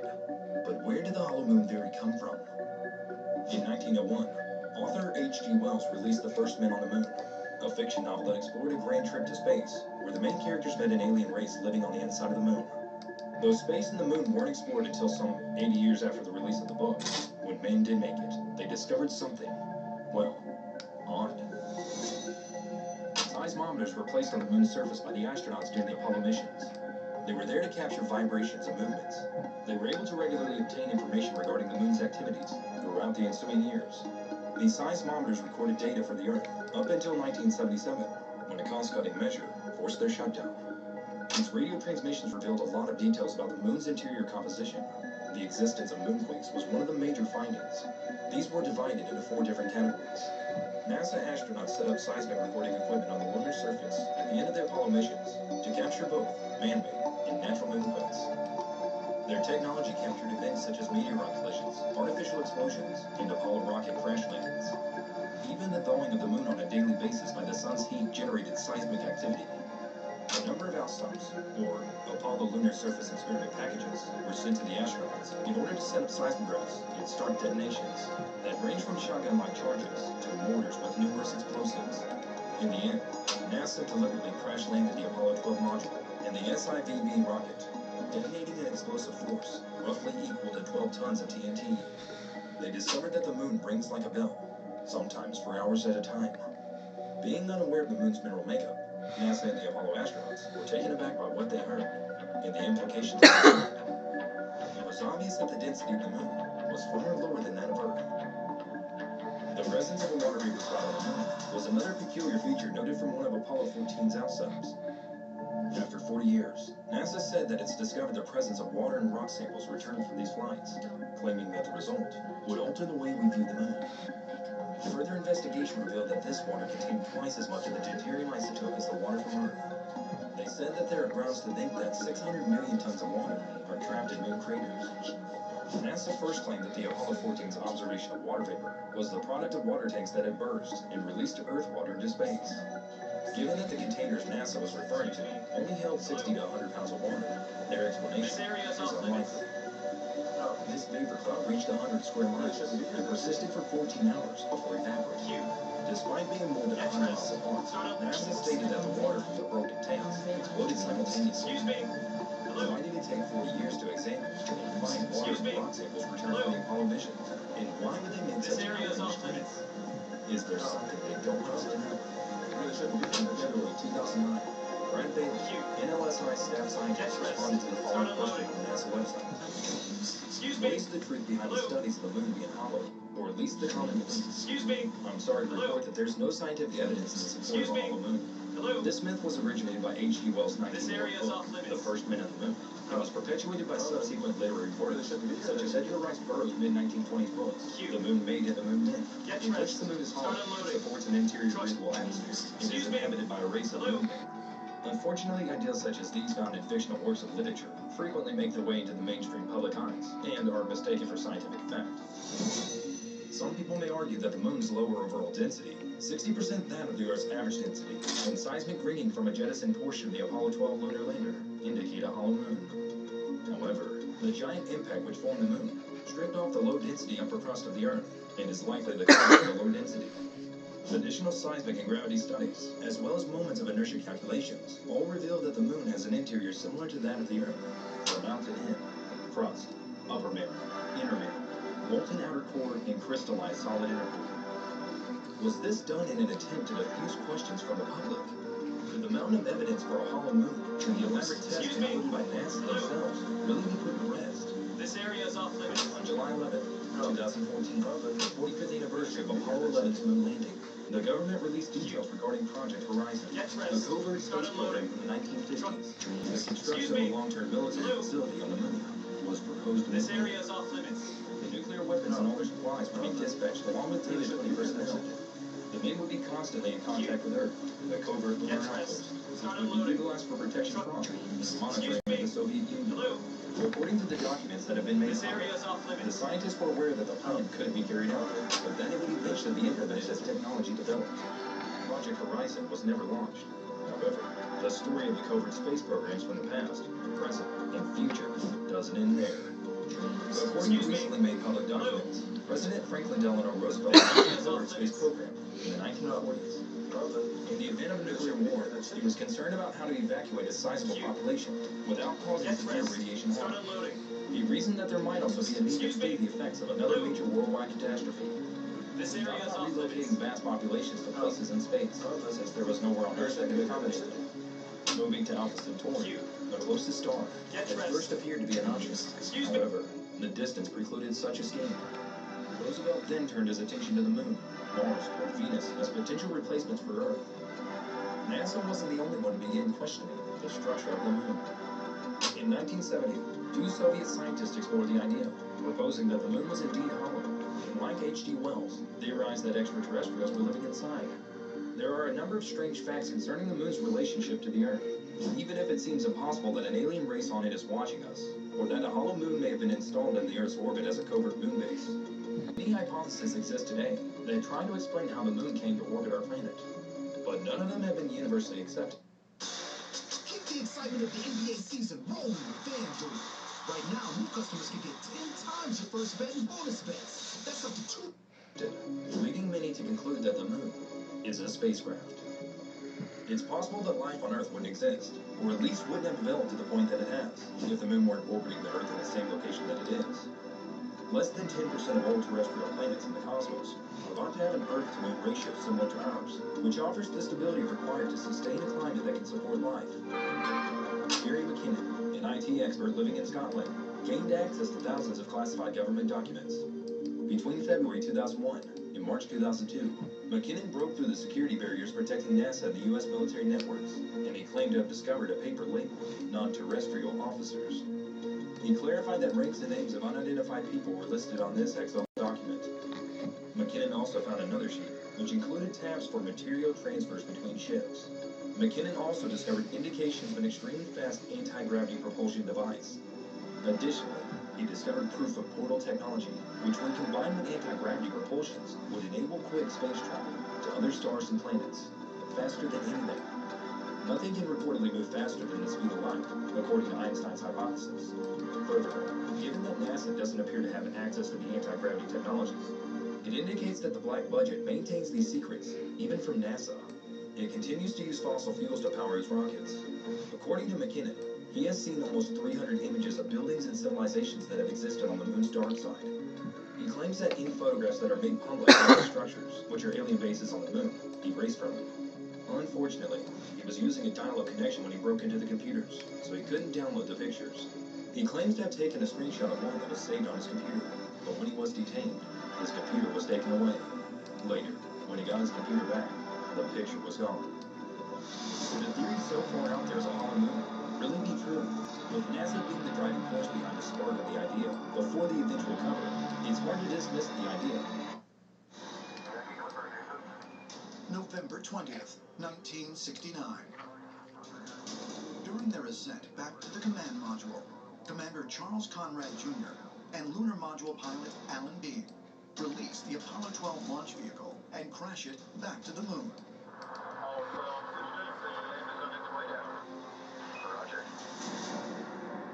Upon impact, something very unexpected happened. The moon was said to have seismically reverberated like a bell for more than an hour. With Apollo 12, people referred to a crash. It wasn't really a crash. It was a aimed deorbit of the rocket used to lift off the lunar module. And the crew separated from the launch vehicle and crashed it back into the ground right close to where they had a seismograph that they had installed down there. Well, it vibrated, so it was kind of an early clue as to how solid was the surface of the moon. What was amazing about this is that suddenly the moon began to ring like a bell and did so for nearly an hour. Dr. Werner von Braun, who was then the head of NASA, decided that for Apollo 13, they were going to intentionally crash a heavier portion of the rocket into the lunar surface. And when they did this, the moon rang like a gong this time for over 3 hours into a depth of over 20 miles. This was not expected, and it still puzzles a lot of scientists today. The inference is that the moon must be hollow, because the moon is made predominantly on the surface of a kind of rock called basalt. Although it's a very lightweight rock, it also absorbs impact extremely well. And so, if the whole of the moon was made of that kind of rock, you wouldn't expect it to reverberate when a large impact took place. The reason that this is played down is because the idea of the moon being hollow just contradicts what we know about physics. In his 1966 book, Intelligent Life in the Universe, renowned scientist and astronomer Carl Sagan defined modern scholarship regarding the composition of celestial bodies throughout the cosmos. Carl Sagan suggested that a natural satellite cannot be a hollow object. This is very odd, because why would the moon be vibrating unless it's a hollow object? That would suggest it's artificial. Significant portions of the moon may have been hollowed out. If that is the case, the chances are that was not achieved naturally. That would have to have been achieved artificially. This brings up the important question: who would have had the ability, the skills and the technology to do that? Certainly not us. That would only have to be the work of extraterrestrials and no one else.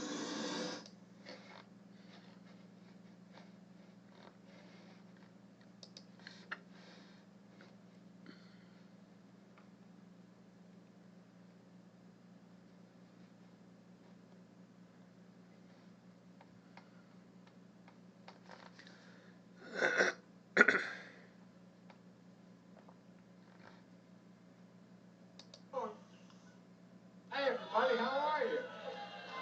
Moms demand action. We're gonna get action.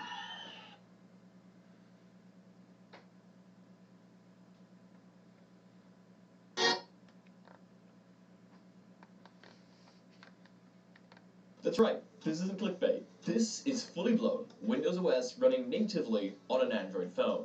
But how? How is this possible? Well, keep watching, because we have a lot.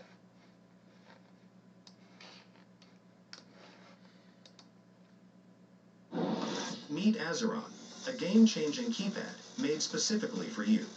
A lot to talk about. Ever since the Quest 1, people wondered whether it was possible to natively run something like SteamVR on a Snapdragon chipset. And then, of course, the Steam Deck came out, and that made things even more interesting, as that can actually run virtual reality on it, and that's a pretty damn small computing device. So it seemed like more of a yes than ever. I've been thinking, is there a way we can make this happen? Well, there is. This is Project Renegade, and as a matter of fact, it's actually nothing new. The first version of Project Renegade that I can find is all the way back from June 27th of 2020. So, what is it?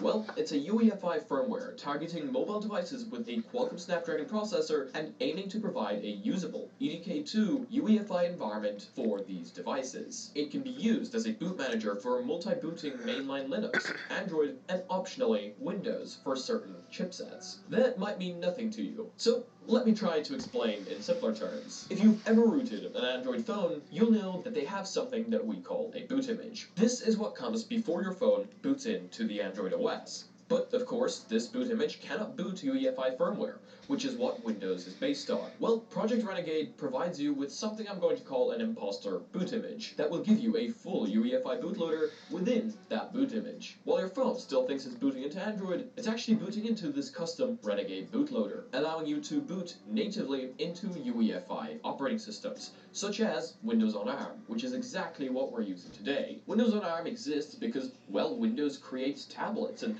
those tablets have ARM SoCs. So therefore, we can now take that Windows on ARM system and throw it onto basically anything else. However, it's actually not that simple. At this point, you may be wondering, is this something that you could do yourself? Should you put it onto your phone? And for a multitude of different reasons, this is where I'm going to have to stop you. And this is also why this will not be a fully blown tutorial on how to put Windows on your phone. There are a few reasons why this isn't something you might want to do, especially on your daily driver. First of all, it's actually not currently available right out of the box for a lot of devices. You need to do quite a bit of tinkering to get it working on a device that isn't on the list. This is because you will somehow need to find the Windows on ARM drivers for your device, while the devices that are there on the Project Renegade list have ready-made packages with all the drivers that they need. Second of all, while it may have been made a lot easier throughout the years, it's still not something that I would call a beginner-level project. In fact, I actually bricked a phone trying to install it about a year ago. You see, if you're not comfortable with repartitioning your phone's partitions, which can go horribly wrong, fixing multiple blue screens and doing quite a bit of troubleshooting, then you might want to stay away from this altogether. That being said, if this is something you would like to attempt, I will leave the GitHub link for it down below. They do have that list of devices that the project is known and tested on, and a table showing you what works and what doesn't, because certain things just don't work, like for example, audio on this phone. It does also allow for dual booting Android and Windows once you shrink your Android partitions, so you can keep your phone working as an Android phone as well. Okay, enough of that explanation. What do we have here, and what works and what doesn't? Well, this is the Xiaomi Mi 8, and it's actually quite perfect for this project, as I was aiming for something that would be similar to the Quest 1. Now, this isn't identical, but it's actually a little bit more powerful, so that gave me more hope. It's got a Snapdragon 845 chipset with 6 gigs of RAM, while the Quest 1 has a Snapdragon 835 chipset with 4 gigs of RAM. So if this can't do what we want it to, the Quest 1 surely couldn't. This is unfortunately where we get to the disappointing part. While Windows on ARM was made to emulate x86 programs, and it does it quite well, allowing me to install things like Steam and SteamVR on it, first of all, I got Virtual Desktop installed. My Quest would connect, but Virtual Desktop dislikes the Adreno GPU drivers, which, I mean, understandable. This means it wouldn't show the desktop in VR, which was quite disappointing as I was thinking I could have a Pocket PC and have it show up inside virtual reality just like that, but unfortunately, that doesn't work. Secondly, SteamVR did not want to launch. Well, I mean, it did, after a solid 15 minutes, but after that, it threw up an error. Without any headset connected whatsoever, this is unfortunately where we get to the disappointing part. While Windows on ARM was made to emulate x86 programs, and it does it quite well, allowing me to install things like Steam and SteamVR on it, first of all, I got Virtual Desktop installed. My Quest would connect, but Virtual Desktop didn't like the Adreno GPU drivers, which, I mean, understandable.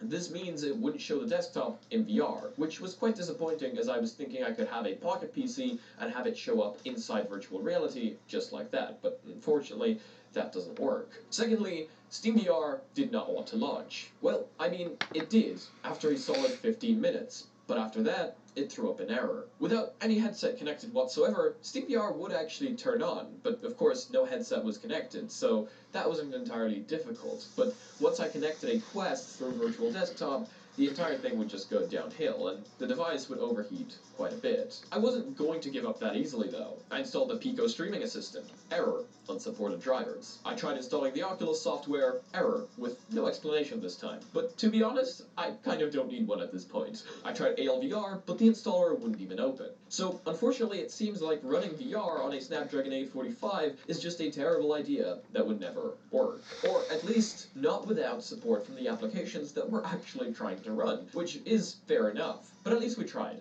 Right? Well, no, not good enough. So I decided to find out how powerful this thing truly is. And if we did have support for SteamVR on it, how well would it run? So let's jump into some games. And this is where the surprising part actually happens. First of all, I tried an older but quite popular title, CSGO, and it actually worked. Surprisingly, quite well. Using a trick I found in a different video from Project Renegade, I windowed the application, reduced the resolution, and then used magnifier in order to increase it, to make it look like it was running full screen, since you can't actually change the resolution of your device in Renegade. Surprisingly, it ran quite well, depending on what kind of person you are. After that, I decided to really stress test this thing, and tried to run The Forest. Well, that got me just about as far as the menu. As the menu itself ran at about 2 FPS, I couldn't change the resolution, and it wouldn't take my custom resolutions. So that's as far as we got there. Then I tried Demio PC Edition, as I thought that would be a pretty cool thing to have on a phone. But unfortunately, that didn't even load into the game. I tried Five Nights at Freddy's 2 on it, and it actually worked really well and was perfectly playable. But considering that application is already available to download on the Play Store, it's not exactly something you'll be installing Windows on your phone to play. Then we downloaded a bunch of other games, like Left 4 Dead 2, Cuphead, and Subnautica. And you can see Beat Saber there as well, but for obvious reasons.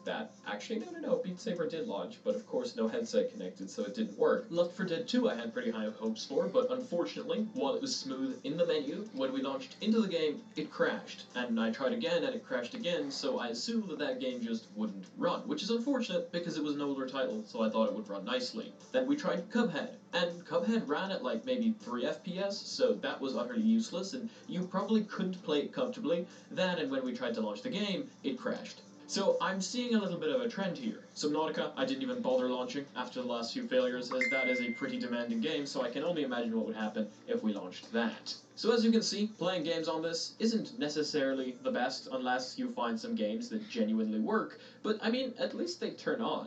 And on a more powerful device, maybe. So all in all, what was the purpose of this? Well, we installed SteamVR on something that could technically be called the equivalent of a Quest 1. And I guess we have our proof here. In its current state, right now, no, you could not run PCVR on mobile hardware, or at least this kind of mobile hardware, as certain laptops will actually allow you to do it pretty well. But currently, right now, running PCVR on something like a Quest, even if we do manage to unlock the bootloader, is not going to be possible. And I know, wow, this won't be a big surprise for a lot of you out there, as, I mean, it kind of makes sense. PCVR struggles on many modern computers, let alone on an Android phone. But I thought that maybe I could use AMD FSR to just completely destroy the resolution and have it run that way, and at least have it be a fun project. But unfortunately, it didn't run. However, it was still a really fun project, and at least what we got out of this is the fact that you can run Windows on a phone, fully blown Windows with x86 programs. That absolutely blows my mind, and at least what I got from this is the fact that I can now play PC games on the fly in my hand. Well, certain PC games. As you saw, actually really good PC games ran pretty well, which is completely unexpected. But with that being said, I'm Mystical, and thank you so much for checking out this video. I know it was a little bit of a different one. I do these little projects behind the scenes constantly, and I don't make them into videos because I just don't think people will be interested. So I guess I'm about to find out. Are people interested in me merging tech and virtual reality together, and are you interested in future projects like this? As, again, this is actually my hobby. This is what I truly enjoy doing, and recording news every single day is not feasible, especially when virtual reality doesn't have news on the daily. Either way, if you like this one, please leave a like. If you disliked it, I guess it's fun worse too, but let me know why down below. If you want to see a full tutorial on this, let me know, because I'm thinking of starting up a second tech channel that I will record to alongside virtual reality content, so I could upload something like that there. Either way, that was today's video. I hope you guys enjoyed it. If you guys are not yet part of the community, check out the Discord down below, check out out the Reddit. And thank you so much to the lovely names going off on my right. Those are my Patreons. You guys help me out a ton, seriously, right now, with all the bills and everything. Thank you so much. With all that being said, if you want to be notified about your content coming up on the channel, then just smack the subscribe button with your forehead, dig my bell, and see you again in the next video.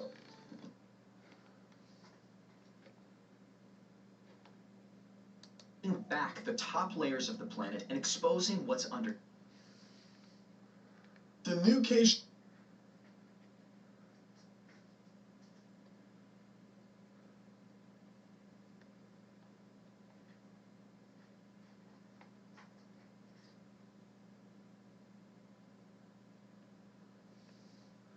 In 2012, Zhong Changyu left his job.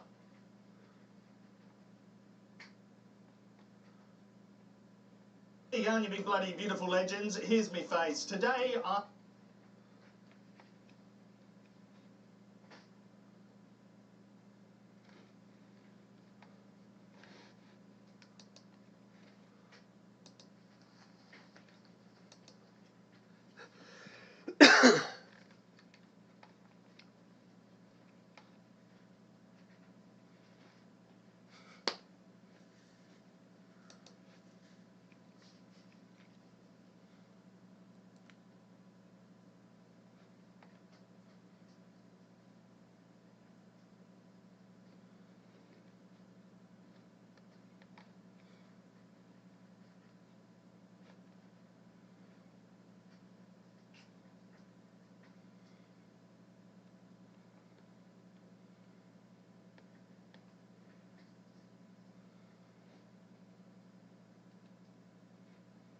be a massive update for the Quest platform. The other day, Shiny Quagsire, a user on Twitter, tweeted out a screen from the Quest application. It's listed as platform subscription, and it's called Project Apollo. What you're seeing on screen here is called Quest Pass. Get up to 2 new apps or games every month with, in quotation,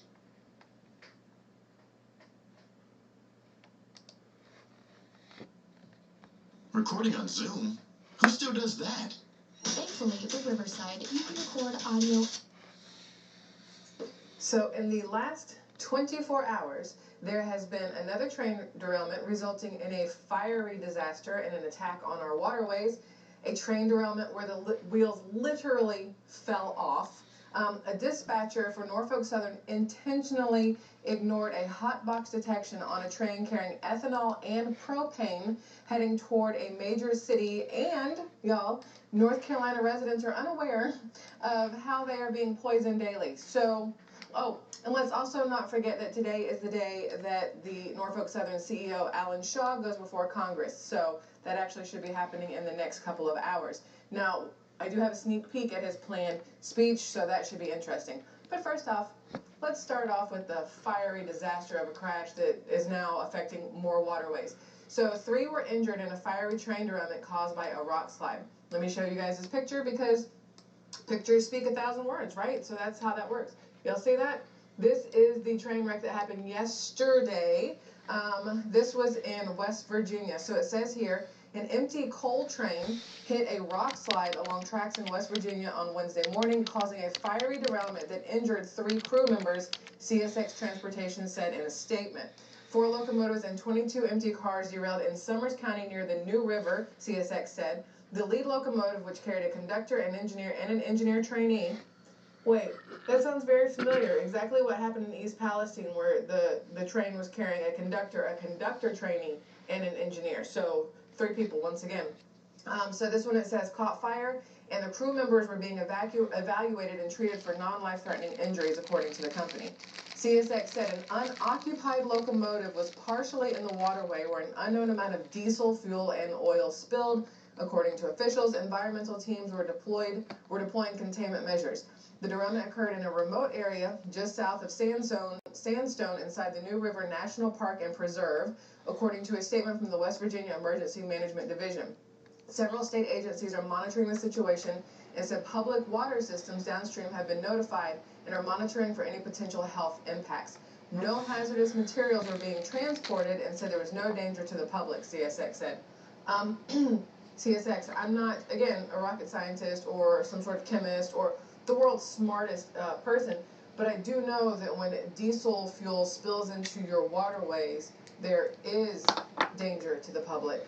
I don't know how they don't see those two things and put it together and understand there's danger to the public, but okay. The company said employee and community safety was a top priority as it sends teams to assess the situation and develop a recovery plan. Here's the other thing that bothers me about this. Excuse me. Here's what bothers me about this. Where the train was going through. So according to this, it said it was going through New River National Park and Preserve, which to me, why are trains going through national parks and preserve? Because preserve means animals and things like that, right? So that water that the diesel fuel is spilling into not only affects the humans down the way, but it also affects the animals in that area who drink from that water. So just a thought I had there on disliking that part of it. Now the other train derailment, y'all, this one's special. This is a special train derailment. Let me explain. This happened in, I'm going to say it wrong, Verdigris? Because, I mean, if you say it in Spanish, Verdigris, if you say it in English, it looks like verdigris. But Verdigris, Oklahoma, emergency crews responded to a train derailment near Verdigris on Tuesday evening. It happened around 6 p.m. on Route 66 near Franklin Road, that is between Catoosa and Claremore. The fire department told Channel 2 News there is no concern for the public from this derailment. It says here the cars that derailed were empty and there's no safety risk to the community. It's estimated the cleanup will take less than 24 hours. BNSF is waiting on the appropriate equipment to arrive to replace the cars back onto the tracks. Now let me show you, if you have not seen this, I have a link here. Let me see if this will work. I want you to see. So this is actually on Facebook. I don't know how much of this I'm allowed to show you, but you can see exactly what happened there, correct? Like you can tell that literally came off the wheels and just, how? Y'all, how? Here's my question. If you have people doing their jobs, you know, the ones that in theory these train companies are employing to, I don't know, check the trains before they go places, you would think somebody would look underneath and go, huh, it looks like those wheels aren't connected. Huh, it looks a little bit loose. Like, I feel like this is something that should be caught. This doesn't seem like something that should happen. That literally, the train literally just fell off the wheels. Not that the wheels fell off the track, the train fell off the wheels. That is highly concerning, in case anybody was wondering how I was feeling about that. Highly concerned. So, let's get back over here and close that thing out. Now, the other thing that's going on, there's so much to go over on a daily basis, just with the railroads themselves. That's not a good thing. I don't know if y'all know that. That's not a good thing. When you can literally day by day say, oh, let's look at yesterday's derailment, let's look at yesterday's crash, let's look at yesterday's whatever, or chemical explosions, plant explosions, just, it is nonstop, and it is highly concerning if you really step back and think about all the things that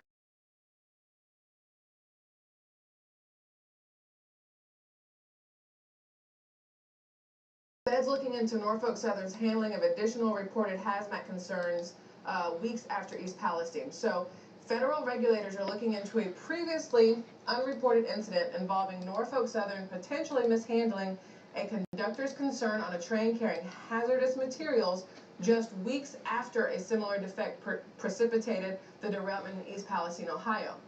This is after East Palestine, Ohio. This is after they said that what happened in East Palestine, Ohio was due to a hot bearing or whatever they called it that was picked up by one of those hot box things on the rail on the way.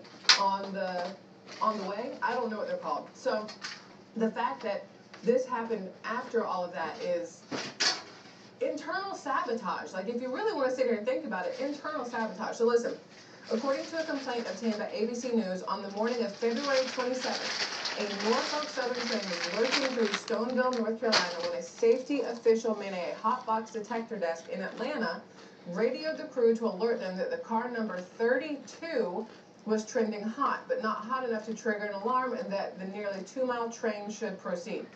Two things to take away from that. The train that derailed in East Palestine, Ohio, happened to be train 32N. Just coincidence? Okay, sure, why not? And then it's another 2-mile long train, same as East Palestine, Ohio. Number one, Why in the flippin' HE-double hockey sticks are trains 2 miles long these days? Oh wait, I have the answer to that later in this whole show, segment, video, whatever you want to call this. Trust me, stick around. Okay, so listen. The conductor of the train checked his manifest and made a startling discovery. Car 32 was carrying ethanol, and 5 cars away, another was carrying propane. Both were labeled as dangerous on the train's manifest, according to the complaint, which was filed with the Federal Railroad Administration. The complaint alleges that the conductor, now concerned that the trending hot warning could lead to an overheated wheel, radioed the desk back and suggested that they stop the train and inspect it. But the dispatcher overruled the crew and urged them onward. Go to motionready.com to add this to your video, and that, and that. Toward North Carolina. Major city. Highly populated. Let's keep going. Meanwhile, a maintenance worker in the train's vicinity allegedly overheard the radio chatter and offered to observe the train as it passed by. The complaint states that when the worker reported that he hadn't witnessed any smoke, the crew was told to keep going some 40 miles south to Winston-Salem, North Carolina. Crew members were shocked, according to the complaint, to continue into a heavily populated area after being notified that a car carrying hazardous materials was trending hot, could potentially pose a profound threat not only to the crew but to adjacent communities crew members feared. Ultimately, the train was able to complete its trip without further incident, but the Federal Railroad Administration is now looking into the previously unreported February 27th incident as part of a broader safety assessment of Norfolk Southern, a spokesperson confirmed. I wonder if they'll talk about it today at Congress since this just came out. The agency said in a press release this week that its assessment would scrutinize operational control center procedures and dispatcher training, among other things. A spokesperson for Norfolk Southern did not immediately respond to a request for comment on the record. Yeah, like they were going to. They waited a month to even show up at a town hall meeting in East Palestine, Ohio. You really think they're going to respond within 24 hours to any of this stuff? No, not going to happen. So, the reported incident on February 27th raises fresh safety and accountability concerns regarding Norfolk Southern and the rail industry at large, 3 weeks after a wheel bearing overheated at on a Norfolk Southern train carrying hazardous materials through East Palestine, derailing the train and in causing an environmental crisis for nearby residents. Quickly, we're going to reword this. The train derailment did not cause the environmental crisis for nearby residents. The intentional release of vinyl chloride onto the ground and intentional setting of said vinyl chloride on fire is what created a crisis for nearby residents. Let's just continuously make sure that we all understand that so they cannot downplay exactly what has happened in East Palestine, Ohio, which is now affecting numerous people outside of East Palestine, Ohio, as well as inside. Okay, here we go. So, over the past 2 decades, excuse me, major rail carriers and trade groups have spent more than $650 million lobbying in Washington, often advocating against stricter government oversight of its safety procedures, according to the federal watchdog Open Secrets. In the wake of the East Palestine derailment, a bipartisan group of lawmakers led by Ohio, it says SENS. What is SENS? Oh, never mind, we're pluralizing here. Ohio Senators Sherrod Brown, a Democrat, and J.D. Vance, a Republican, introduced legislation that would tighten government-backed safety requirements for trains carrying hazardous materials. But some Senate Republicans have balked at the bill, leaving its fate in question. Senator John Thune, Republican South Dakota, has said that an immediate, quick response heavy on regulation needs to be thoughtful and targeted. Norfolk Southern, for its part, has already taken steps to self-regulate.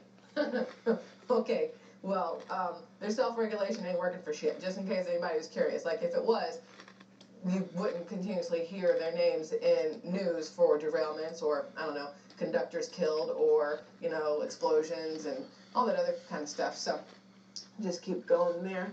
Let's see. Earlier this week, CEO Alan Shaw laid out a 6-point plan to immediately enhance the safety of its operations, the company said. The initiative will improve its defect detector network, which honestly doesn't matter if you're going to have people inside who go, yeah, it says it's on fire, but nah, brah, keep going. It's fine. It's not a big deal. That's who you need to worry about. Pilot next-generation hot bearing detectors and generally support a more stringent safety culture.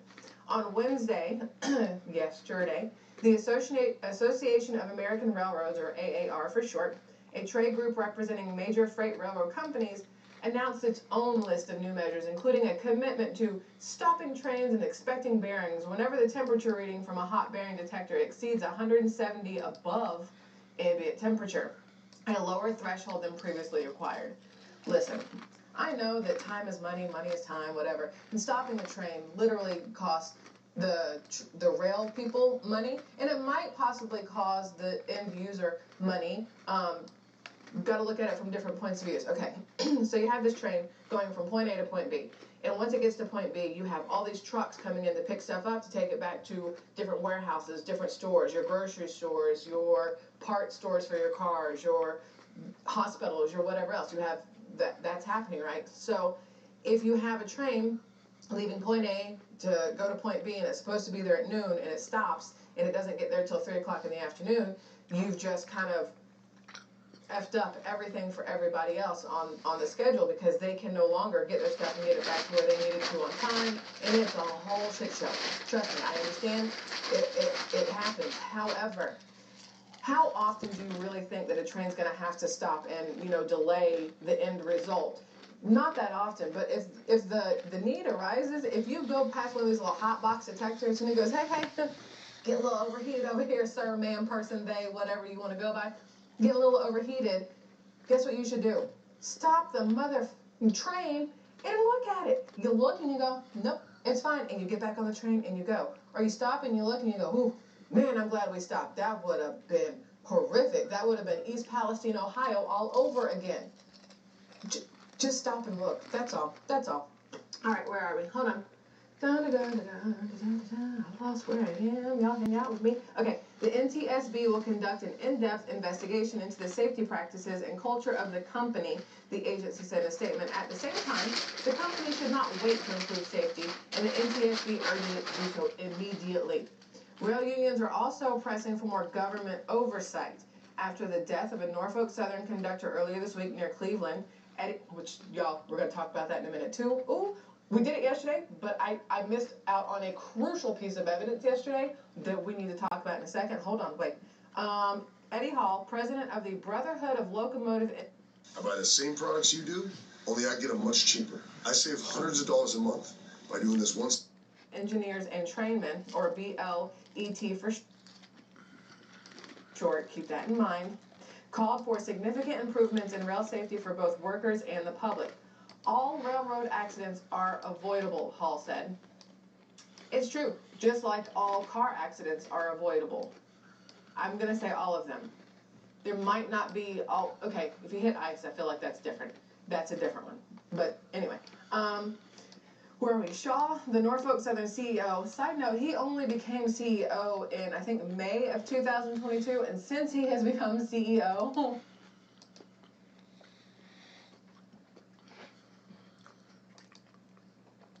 With one of the best savings rates in America, banking with Capital One is the easiest decision in the history of decisions. Even easier than choosing Slash to be in your band. Next up for lead guitar. You're in. Cool. Yep, even easier than that. And with no fees or minimums on checking and savings accounts, is it even a decision? That's banking reimagined. Let's see you know why. Terms apply. See CapitalOne.com/.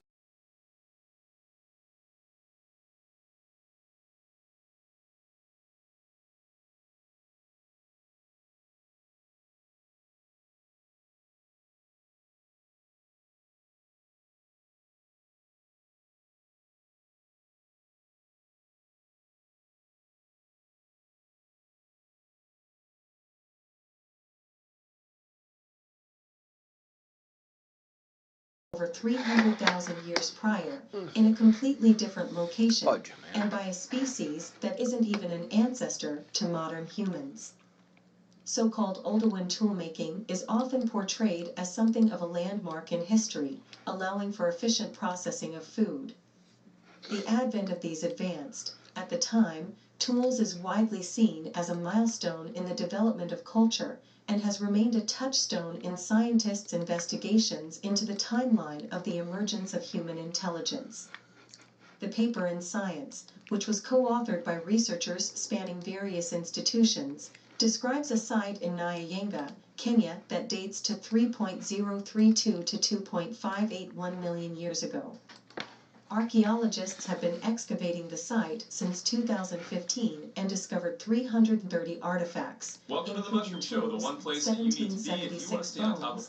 And 2 hominin molars, but not belonging to any direct human ancestors. With these tools you can crush better than an elephant's molar, can and cut better than a lion's canine can, Rick Potts, senior author of the study and the National Museum of Natural History's Peter Buck Chair of Human Origins, said in a press release. Oldowan technology was like suddenly evolving a brand new set of teeth outside your body, and it opened up a new variety of foods on the African savanna to our ancestors. The researchers were able to date the tools back to about 2.9 million years ago, much earlier than previous records of stone tool use. This is one of the oldest, if not the oldest example of Oldowan technology. Thomas Plummer, an anthropology professor at Queen's College and the study's lead author, wrote in a press release. This shows the toolkit was more widely distributed at an earlier date than people realized. While it's an impressive feat that the tools were made so long ago to begin with, they were also fully functional. Alongside the tools, researchers discovered the bones of 2 hippos, demonstrating that the hominins were able to utilize the tools to process and eat large animals. Most incredibly, the paper also chronicles the team's discovery of Paranthropus molars. The Paranthropus genus is not an ancestor to modern Homo sapiens, but rather a kind of evolutionary cousin. The molars are the oldest fossilized Paranthropus remains ever found. While it is widely believed that Oldowan tools were first used by human ancestors in the Homo genus, the discovery of the tools in conjunction with the molars suggest that our evolutionary relatives may have also wielded these stone tools, and that the real history of the early hominins is more nuanced than we thought. The association of these Nyayenga tools with Paranthropus may reopen the case as to who made the oldest Oldowan tools, Plummer said in a press release. Perhaps not only Homo, but other kinds of hominins were processing food with Oldowan technology.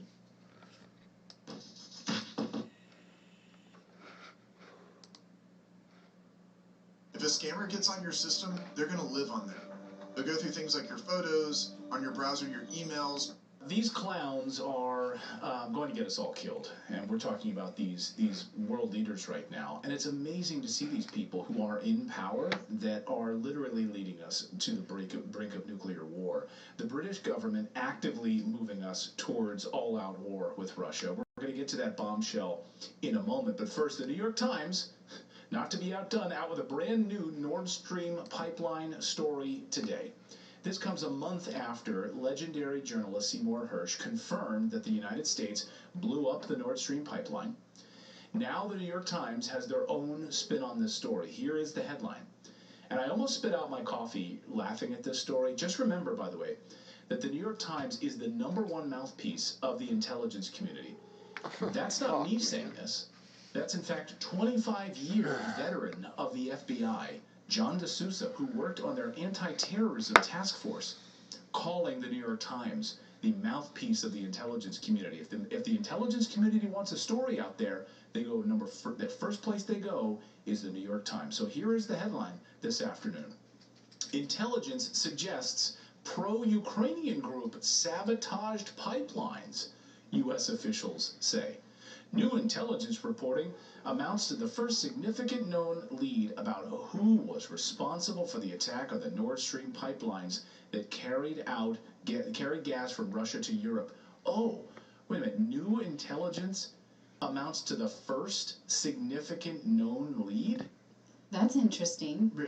What Blinders much? Like, what about Seymour Hersh's piece a month ago that the New York Times, by the way, ignored and he brought it to them, and they decided not to publish it, so he published it on his Substack.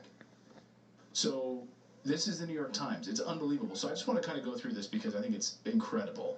So here's the new intelligence reviewed by U.S. officials suggests that a pro-Ukrainian group carried out the attack on the Nord Stream pipelines last year, a step towards determining responsibility for an act of sabotage that has confounded investigators on both sides of the Atlantic for months. Really? Has it confounded investigators? And also, pro-Ukrainian is a pretty wide dragnet for everybody in the West. Right. So at least we know that the Russia did it is no longer the narrative. Right. Oh, guess Russia's out of... And the New York Times was telling us it was likely Russia, right? No, now it's a pro-Ukrainian, which is just another way of saying the United States. U.S. officials said that they had no evidence that Volodymyr Zelensky of Ukraine or his top lieutenants were involved in the operation, or that the perpetrators were acting at the direction of any Ukrainian government officials.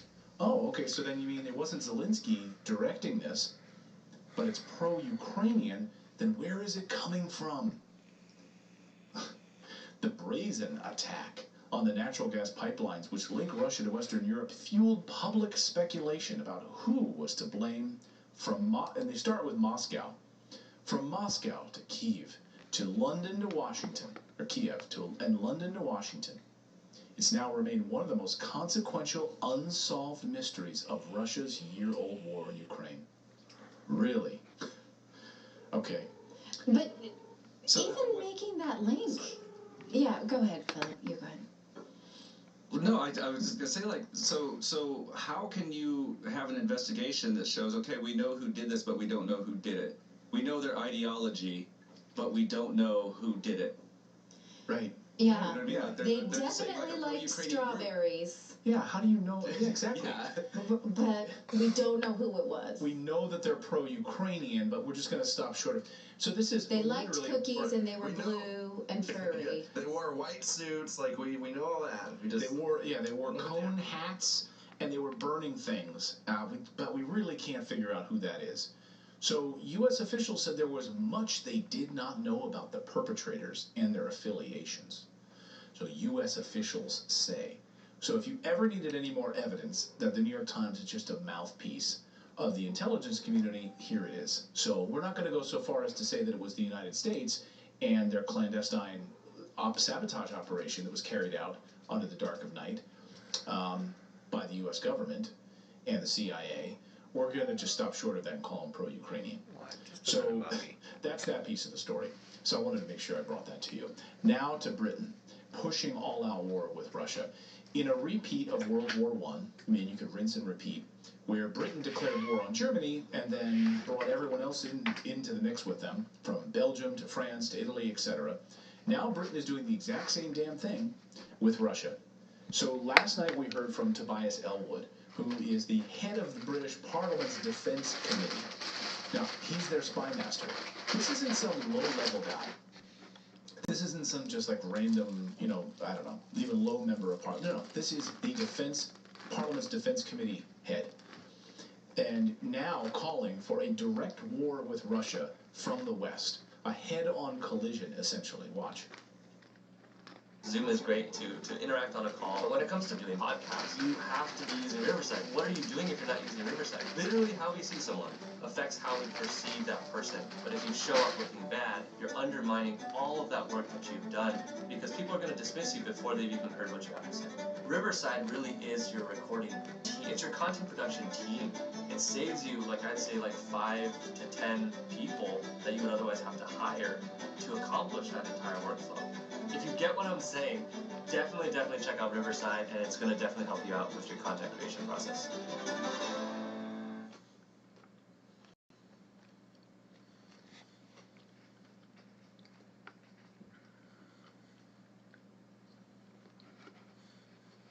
What is the real story of January 6th?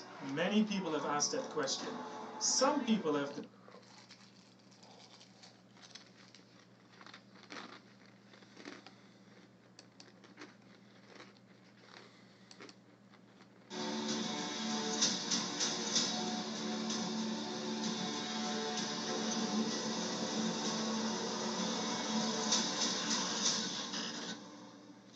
Quite a number of events are currently happening in our universe that we aren't aware of, and one of these recent events is about to shake the whole Earth. The government is known to work on top-secret projects around the world. One of these projects has been announced to the public by an anonymous man. The anonymous man revealed that this project would greatly affect us, and we are not ready for the consequences.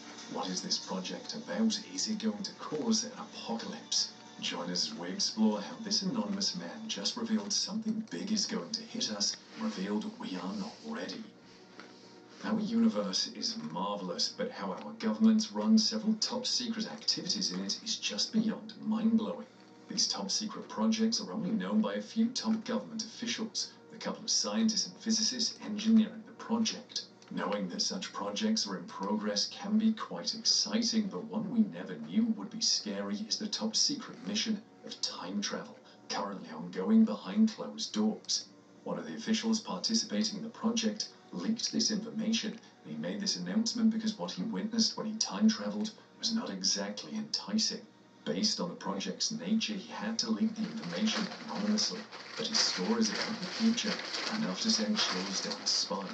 In the anonymous time traveler's statement, he confirmed that he worked for a government project in the future. He was part of the people assigned to those that invented the time machine. He stated further that joining this project came at a cost, because joining the project came with the requirement of having no family. But for him, he had no wife or child, so this was the perfect job. He also said that from what he has seen, that energy never leaves the universe. The time machine also took him forward in time for him to see how events would play out in the future, and to also see what it has in store for humanity in the coming years. Well, according to what he said, seeing humanity's future wasn't a pleasurable experience. He travelled to 2150, and in that time he saw that freedom was virtually non-existent. The poverty statistics were also alarming, as over 4 billion people were very poor with mass famine, and that for that reason the human population had to be levelled out to around 10 billion people. There was only one government ruling the entire world at the time. This anonymous time traveller also confirmed that there are many timelines in the universe, and these several timelines do not always show the same outcome. This means that his partners might have seen a different outcome of humanity's future, but that does not make his experience the same. He concluded by saying that if humanity still stays on the same path we're on at the moment, there might be a huge problem that would lead to what he saw in his timeline. However, the problem with this anonymous time traveller's account of his experience is that some people don't believe him. Generally, people have always not believed those that came forward with their time travelling experience. On the other hand, another set of people say these time travellers are part of the top 1% of the elites in our universe, warning everyone else about the looming danger. Well, some scientists still aren't having it, as they oppose the concept of time travelling, saying it's impossible. But is that actually true? Not all scientists agree with this, as some of them believe that time travel is possible. And no, we're not talking about movie inventors like Doc Brown of Back to the Future. These are real-life scientists presently trying to prove their colleagues wrong by actualizing the dream of turning back the clock and traveling to their ultimate destination. And standing tall among them is Ron Mallett.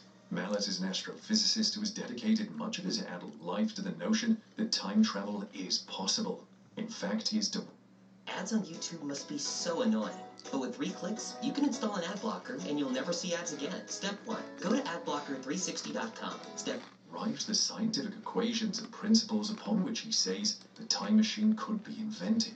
While he understands that his designs and theories will probably not give room for time travel in his lifetime, he's been striving in parallel to a respected academic career to achieve his dream of exploring back in time to see his dear father again. Ron Mallett was at the tender age of 10 when his father suffered a heart attack, an event that the scientist affirms changed the track of his life forever. While grieving his father's death, a sad Ron Mallett came across an illustrated version of the classic sci-fi novel, The Time Machine. That was the book that changed his life. Mallett's father, a TV repairman, had instilled in his son the zeal for reading, encouraged his budding passion for science before he died. So Mallett coming across this book seemed like it found his purpose.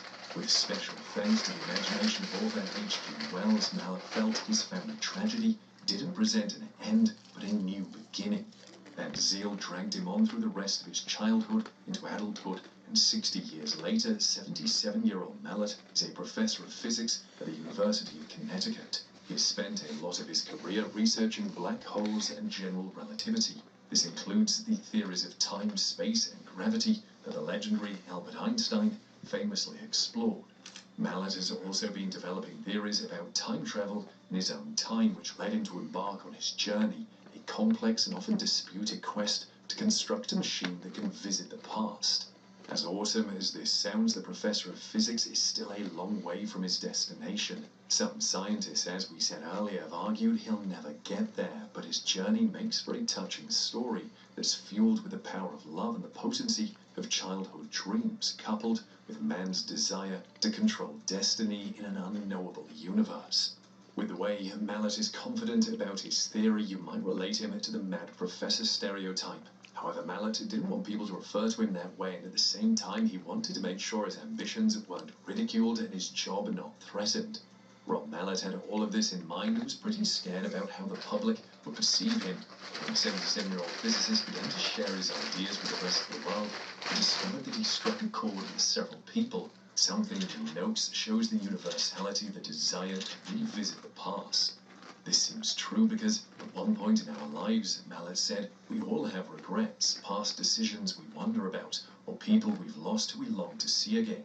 People started contacting me from all over the world about the possibility of going back in time, he concluded. And that was the encouragement Mallet needed to push on in his quest for time travel. Today, photos of Mallet while at work show him surrounded by equipment in a crowded laboratory, displaying his principles at work via small-scale experiments where he stands beaming in front of chalkboards where he's written out his formulas. Clearly, Mallet's dream of time travel is profoundly on the move, but how feasible is the science behind his ideas? It is vital, though, as all of the science behind his theories on space travel hinges on the general theory of relativity and Einstein's special theory of relativity. To put it in a nutshell, Einstein theorized that time can be affected by speed, says Mallet. He gave an example of astronauts moving in space inside a rocket that's traveling close to the speed of light. Because of this speed, time would pass differently on Earth than it would for the people in the rocket. They could actually come back, finding out that they're only a few years older, but unknown to them, decades have passed here on Earth, Mallet concluded. He also references the 1968 sci-fi classic movie Planet of the Apes. In the end, an astronaut discovers that he hasn't traveled to a distant ape-ruled planet, but only come back to Earth in a post-apocalyptic future in which mankind has been conquered by simians. This is an accurate representation of Einstein's special theory of relativity, says Mallet. So the upshot is that according to the special theory of relativity, if you're traveling fast enough, you are traveling through time, and effectively, that would be a representation of time travel. Einstein's general theory of relativity is based on the concept of gravity and reviews how time is affected by gravity. What Einstein meant by that is the stronger gravity is, the more time will slow down, says Mallet. Einstein's general theory of relativity says that what we refer to as the force of gravity isn't a force at all. It's actually the bending of space by a huge object. But according to Mallet, if you can bend space, there's a possibility of you twisting space. In Einstein's theory, what we call space also involves time. That's why it's called space-time. Whatever it is you do to space also happens to time. Mallet postulated further that by twisting time into a loop, one could travel from the future back to the past, and then travel back to the future. This is where the idea of wormhole comes in, a tunnel with two openings. Mallet also suggests that light can be used as well to affect time with the use of an instrument called a ring laser.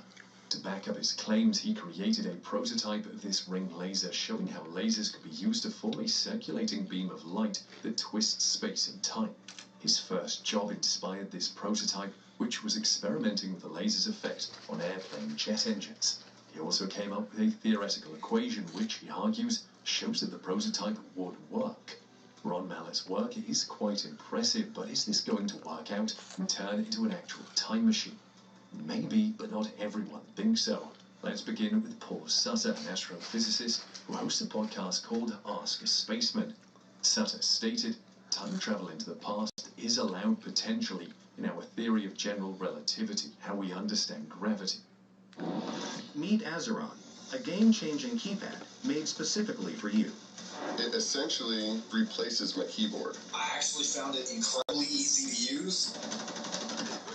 It's friggin' awesome. That's pretty much like half a full-sized keyboard, along with a joystick. But every time we try to concoct a theoretical time travel device, some of the bit of physics busts in and breaks up the party. Sutton acknowledges that he knows Mallet's work and thinks it's interesting to deliver results, if not necessarily on track. He stated, "I don't think it's necessarily going to be fruitful because I do think there are deep flaws in his mathematics and his theory, and so a practical device seems unattainable," he concluded.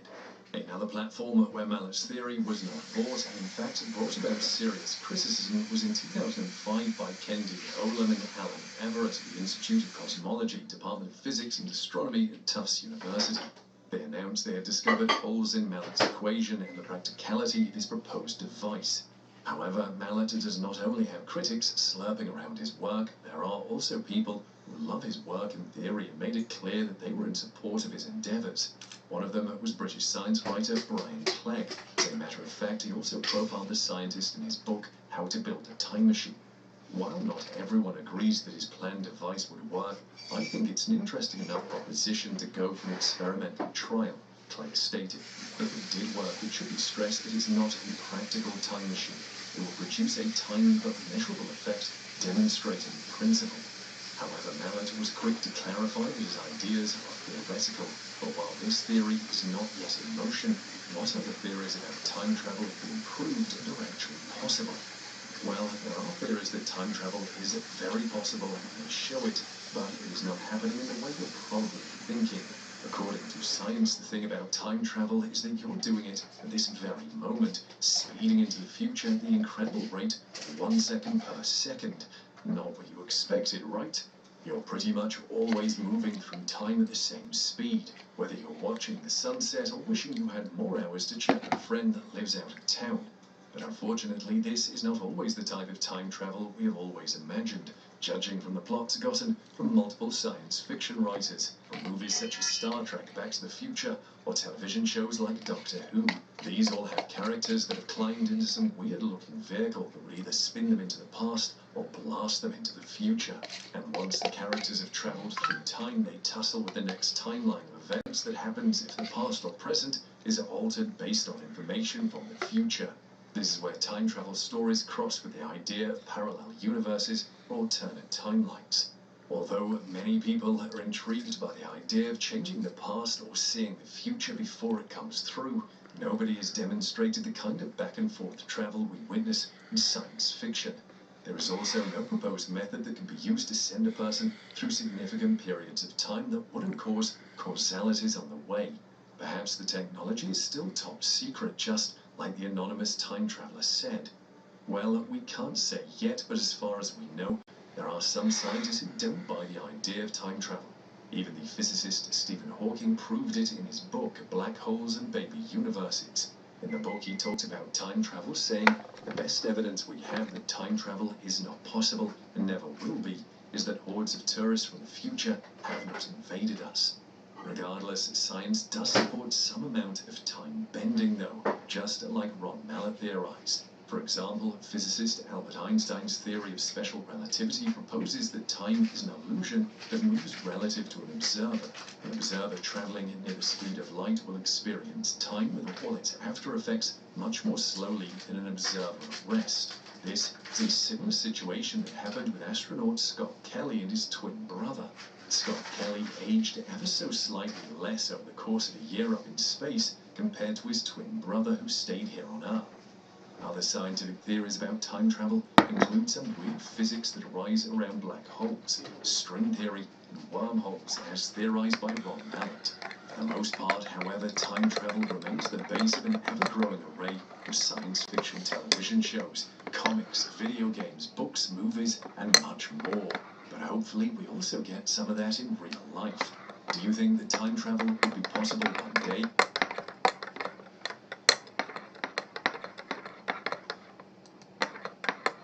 There's one thing you need to do before you buy anything online. Don't spend another dime on Amazon until you watch this first. Watch this. I can show you how to get the sweetest deals online.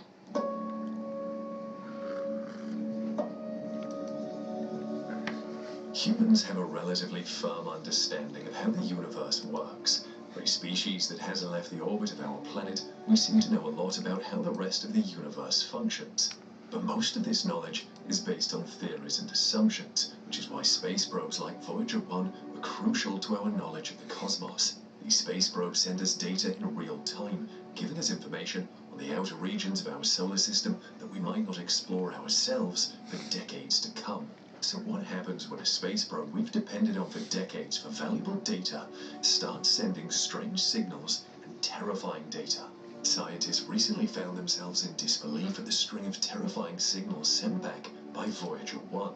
But what do these strange signals mean, and how do they affect the future of Voyager's space exploration? To find that out and more, stick with us as we take a look through Voyager's terrifying signal hiccup. The Voyager space probes have been part of humanity's effort to study the outer planets since the 70s. Although they were not the first of such missions, the Voyagers were designed to explore further out into our solar system using information from veteran space probes such as the Pioneer 10 spacecraft. The Voyager space probes were designed to be more effective at handling the intense radioactive environment around massive planets such as Jupiter and Saturn. The initial mission plans were intended to perform flybys around both planets to give us detailed imagery of the two largest planets in our solar system. Constructed at NASA's Jet Propulsion Laboratory, Voyager 1 was built with several instruments and components, making it an unprecedented piece of space technology. The probe was built with an impressive communication system which was designed to be functional even beyond the limits of our solar system. Some of these instruments included a Cassegrain 12-foot antenna which the probe uses in sending and receiving radio waves through NASA's Deep Space Network.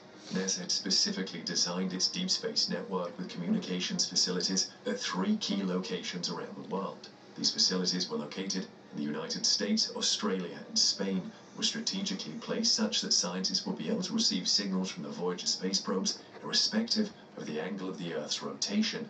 Taking into account the uncharted regions of deep space and its effect on signal transmission, Voyager was built with a digital tape recorder, able to record up to 67 megabytes of data in the event the probe is unable to transmit a signal at a particular time. This saved data would then be transmitted subsequently at another time when the probe is able to establish a direct line of transmission to Earth.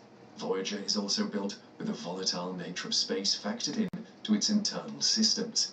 Voyager 1 is built with 3-axis stabilization gyroscopes, 16 high hydrazine thrusters, and a computerized referencing instrument, all working together to keep the probe's radio antenna pointed toward Earth. These components are important because the outer edge of our solar system is filled with volatile and unpredictable radioactive particles that move at high speeds which may knock Voyager out of its desired position. These instruments enable the probe to realign its antenna position whenever it encounters such conditions on its journey. Being able to send signals back to Earth is one thing, but keeping these instruments powered up and working through decades of traveling the solar system involves a near constant supply of power. Previous probes sent out into space have all been equipped with solar panels used in harnessing solar energy needed to power the onboard systems and equipment, but Voyager was the exception. With the anticipation that Voyager would travel the far reaches of our solar system where sunlight was unable to sufficiently reach any solar panels, engineers over at NASA built Voyager with a different power source instead. Built into Voyager's structure are 3 radioisotope thermoelectric generators, or RTGs. These RTGs each contain 24 pressed spheres of plutonium-238, which was a stellar fuel choice because each sphere had a half-life of 87 years and slowly degraded over time. This degradation would give off heat, which would then be converted to electrical energy needed to power the systems and components of Voyager 1. At the start of Voyager 1's journey in 1977, the RTGs generated about 470 watts of electricity, a number which has reduced by almost 50% over the 45-year journey of the space probe. But despite the recent strange signals that have been observed by scientists, Voyager 1 has been reliable from day one and has done a marvelous job of showing us the intricate parts of the planets within our very own solar system. Upon launching from Earth in September of 1977, Voyager made the trip beyond our red neighbor Mars and onward to its first primary target, Jupiter. Reaching the giant planet on the 5th of March 1979, Voyager 1 began a detailed observation of the Jovian system by studying the planet's magnetic fields, moons, rings, and its hyperactive radiation belt. The probe made its closest flyby of Jupiter at a distance of about 217,000 miles from the planet's core. This allowed for a much more detailed photographic resolution than we've ever seen. During a crucial 48-hour period in which the probe toggled on Jupiter's gravitational pull, Voyager 1 gave us the very first close-up imagery of Jupiter's Great Red Spot, a massive anticyclonic dust storm larger in size than the Earth.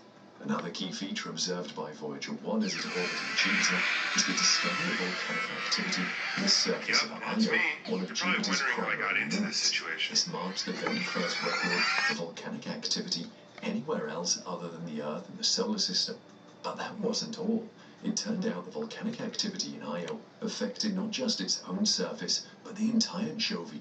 On the first day, I did $12,000, and that was like, wow, that was cool. They got to the point. System as well. When Voyager 1 sent back data on the observations of Io, scientists were shocked to find that despite the hot volcanic eruptions of the moon, it has an extremely cold surface. It turns out the moon had no atmosphere and was therefore unable to trap any of the heat it was erupting, resulting in a cold surface with temperatures reaching -202 degrees Fahrenheit. The Jupiter flyby also gave the first glimpse of the smooth, uncratered surface of Europa and found an icy surface that could very well hold liquid water underneath the surface. Voyager 1 also gave us the very first detailed pictures of the largest moon in the solar system, Ganymede. With a massive diameter of over 5,200 kilometers, Ganymede is about 26% larger than Mercury by volume, and even more so than Pluto, making it the 8th largest object in our solar system, not including the Sun. With the data relayed by Voyager 1, scientists were able to tell that not only is Ganymede one of the oldest moons in the solar system, but it's even older than the Earth itself. After successfully completing its detailed observation of Jupiter and its moons, Voyager 1 proceeded to carry out a gravitational assist using the planet's gravity to increase its velocity. Voyager 1 was able to slingshot to its next target planet, Saturn, which it reached in November of 1980.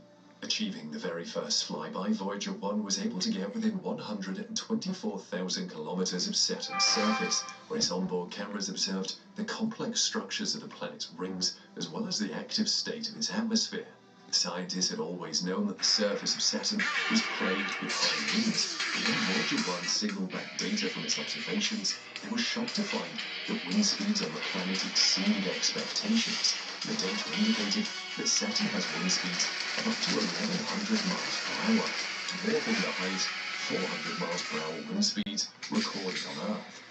Voyager 1 also signaled back data from its observations of the moons orbiting Saturn, most notably the Earth-like moon Titan. Titan had previously been observed using telescopes, but with observations from Voyager 1, scientists were able to get the very first close-up pictures of the moon's surface, showcasing its thick haze atmosphere. With Voyager 1's measurements of the moon's atmospheric conditions, scientists speculate that there could very well be lakes of liquid hydrocarbons which evaporated to form the thick clouds that shrouded the surface of Titan. Voyager 1's observations of Titan were a crucial part of the mission, as it was vital to study the only other body ever observed to possess stable bodies of liquid hydrocarbons similar to Earth's. This was the major contributing factor to Voyager's trajectory, so much so that had Voyager 1 been unable to perform a Titan flyby for any reason, Voyager 2's trajectory would have been immediately adjusted to perform the flyby before continuing to Uranus and Neptune. Fortunately, Voyager 1 was able to perform the observations and proceeded to observe Saturn's other moons, including Tethys, Hyperion, Enceladus, and Rhea. Rounding up its observations, Voyager 1 began to make its way to the edge of the solar system, performing one last gravity assist using Saturn's gravity to increase its velocity. While Voyager 1 made its way toward the outer edge of the solar system, it had begun to lose small amounts of energy, something scientists had predicted, and it became necessary to start deactivating non-essential components that the probe could do without at this point in its mission. While it became apparent that the cameras would be the next component to be deactivated, Voyager 1 took one last series of pictures of the solar system as seen from the outer edge. These pictures became known as the family portrait, with its most notable image being a picture of Earth seen as the pale blue dot. This image really put into perspective our place in the universe and further emphasized the importance of the Voyager missions. So after the family portrait, the cameras on Voyager 2 were deactivated, with only essential computers and sensors left running. By February of 1998, Voyager 1 had reached a milestone distance of 69 astronomical units, which is the equivalent of 6.4 billion miles from the Sun. This was a point in space that only one other spacecraft in history had reached, the Pioneer 10 spacecraft, and Voyager exceeded the mark, pushing onward to interstellar space. While Voyager 1 no longer had its imaging system to send imagery of the solar system, it still had other vital components, such as its plasma wave subsystem, which it used in studying wave particles and their behavior, a study that would prove to be vital as the probe encountered the termination shock. After flying for a few years with no significant data changes or usual signals, scientists received telemetry data in February of 2004, which indicated that solar winds originating from the Sun had slowed to subsonic speeds. This led to the conclusion that Voyager 1 had entered the termination shock. This was a point at the beginning of the edge of the solar system where the solar winds slowed to subsonic speeds as a result of their interaction and collisions with the interstellar medium. This interaction was detected by Voyager 1 as it caused significant compression and distortion to the magnetic field surrounding the space probe. The termination shock was merely an astronomy concept at that point, but with Voyager's readings, scientists were able to establish a definitive boundary. It is believed the termination shock lies between 11 to 13 billion kilometers from the Sun. Voyager 1 crossed the boundaries of the termination shock in late 2004 and proceeded to an uncharted part of the outer solar system where solar winds not only slowed to subsonic speeds, but equaled the external pressure from interstellar cosmic radiation. A new global alliance is rising, but it is not a union between countries. It is an alliance between governments. This point of Voyager 1's journey marked the beginning of the heliosheath, a region of space where the radial outflow of solar winds could no longer push against the inflow of cosmic radiation.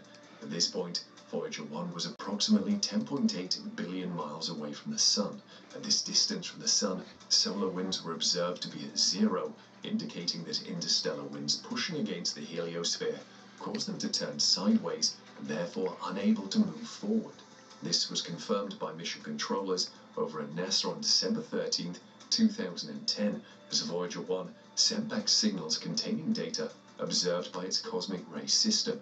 This system has been in the space probe from the very beginning of its journey, but didn't see much use as the level of cosmic radiation inside the solar system was of no consequence to its mission.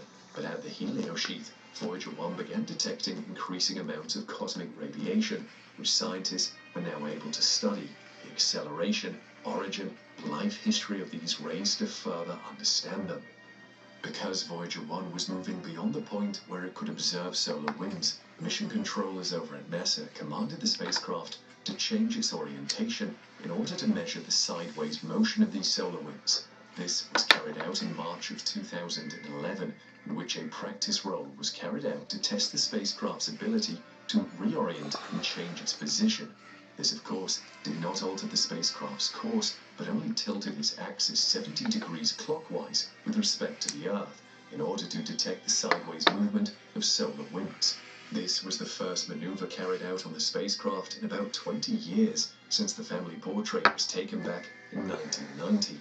After the observation was successfully completed, Voyager 1 reoriented itself using Alpha Centauri as its guide star and resumed transmission back to Earth. Later on, in 2011, NASA announced that Voyager 1 has detected the very first Lyman alpha radiation originating from the outer reaches of the Milky Way galaxy. Lyman alpha radiation had previously been detected emanating from other galaxies, but due to the protective barrier of the heliosphere, it was nearly impossible to study these particles until now. At this point in Voyager 1's journey, NASA revealed that the space probe had encountered a region of outer space referred to as cosmic purgatory. In this region, solar particles emanating from the Sun were practically non-existent, but instead the magnetic field produced by the solar system doubled in strength. This was a response to the outer pressure applied by cosmic radiation and was simply our solar system's way of protecting itself from these volatile cosmic particles emanating from outside the solar system and other parts of the galaxy had increased more than 100 times the initial amount observed inside the solar system. This region lies approximately 113 astronomical units from the Sun, meaning Voyager 1 had very well begun its exit from the edge of our solar system and was now entering interstellar space.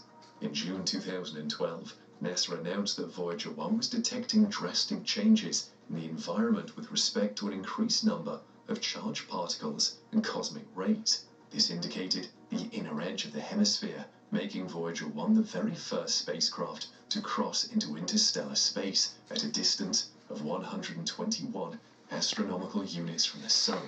At this point in the Voyager 1's journey, it was extremely fortunate that the probe did not depend on solar energy as a power source, as sunlight took over 16 hours to reach Voyager 1. At this distance, Voyager 1 was traveling at a speed of over 10 miles per second, respective to the Sun. At its current speed, Voyager would need approximately 17,565 years to travel 1 light year. At these speeds, it will take Voyager 1 over 73,000 years to reach the closest star to the Sun, Proxima Centauri, which is about 4.2 light years away. But Voyager 1 isn't headed for Proxima Centauri and is instead headed in a different direction, making a straight line the constellation of Eucus. Mission controllers over at NASA reported in 2012 that Voyager 1 was detecting heavy collisions with high-energy particles. These particles were thought to be cosmic rays originating from exploding supernovas well beyond the reaches of our solar system. This increase in high-energy particles was also followed by a drastic drop in low-energy particles which originated from the Sun. Scientists at Johns Hopkins University stated that these two occurrences were sufficient enough to declare that Voyager 1 has fully exited the heliosphere and was now in interstellar space. But then scientists observed something unexpected in the data, as it appeared that the magnetic properties of this region were different than had previously been anticipated. This led Voyager project scientist over at California Institute of Technology, Dr. Ed Stone, to release a statement stating, "Voyager has discovered a new region of the heliosphere that we had not realized was there. We're still inside apparently, but the magnetic field now is connected to the outside, so it's like a highway letting particles in and out." This strange occurrence with magnetic field indicated that the region was 10 times more intense than scientists had initially theorized. It was expected to be the last barrier that needed to be overcome before Voyager 1 would have completely exited the solar system and was now fully in interstellar space. With Voyager 1 fully in interstellar space since 2012, scientists have been monitoring its This game, you're not ready for it.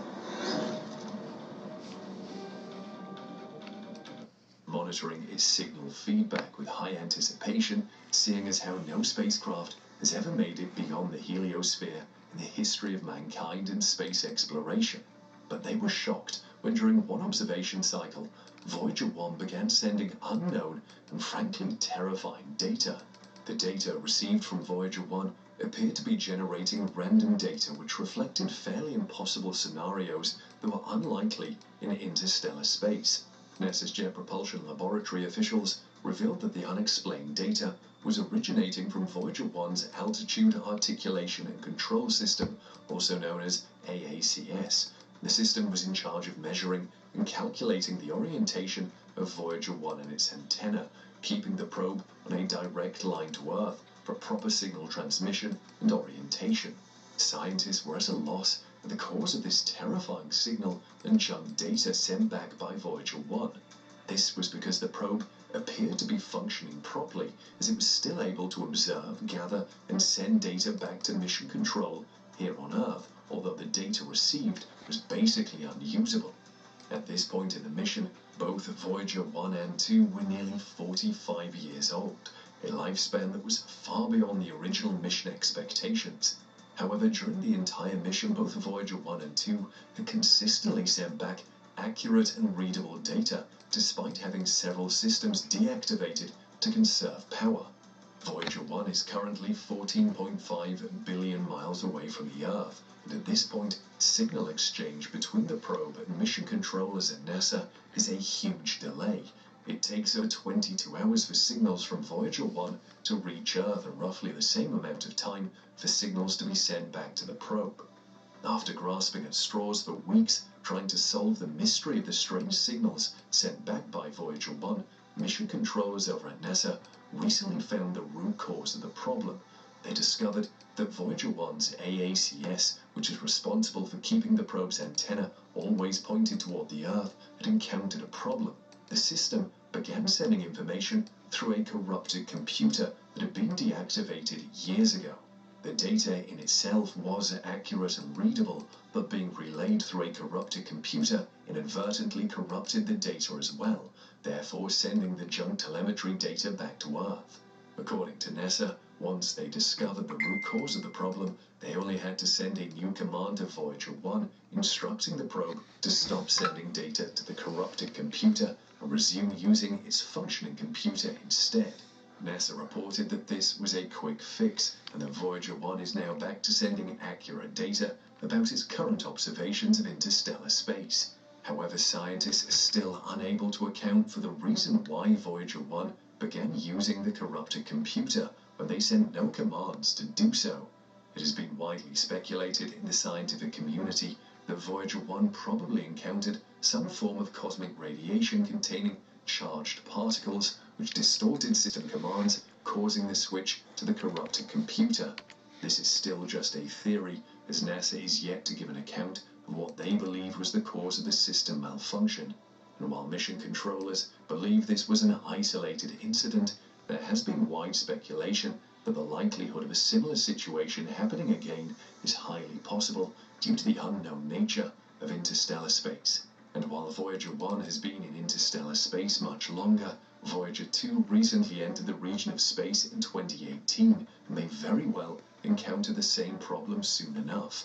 Voyager 1 has played a crucial part in our understanding of the planets in our solar system, as well as the heliosphere, which up until now was merely a theoretical concept.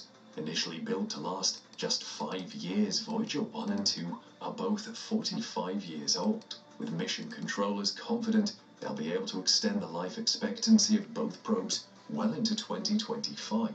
Voyager 1 will still be able to send back data until its power source runs out in the next 3 years, but that won't mark the end of Voyager 1's journey through the galaxy.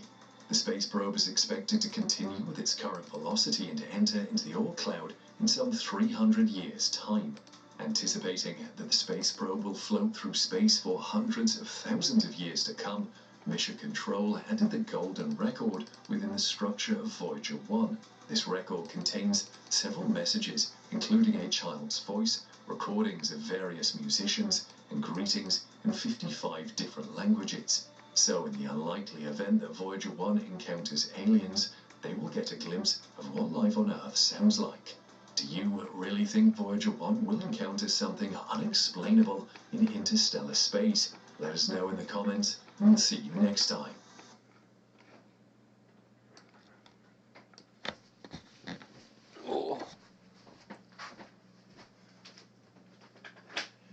You don't want any Girl Scout cookies. Oh. Cutie pie, why are you always trying to stick your head up there? Trying to get your head squashed. Trying to get your head squashed. Daddy loves his cool mom.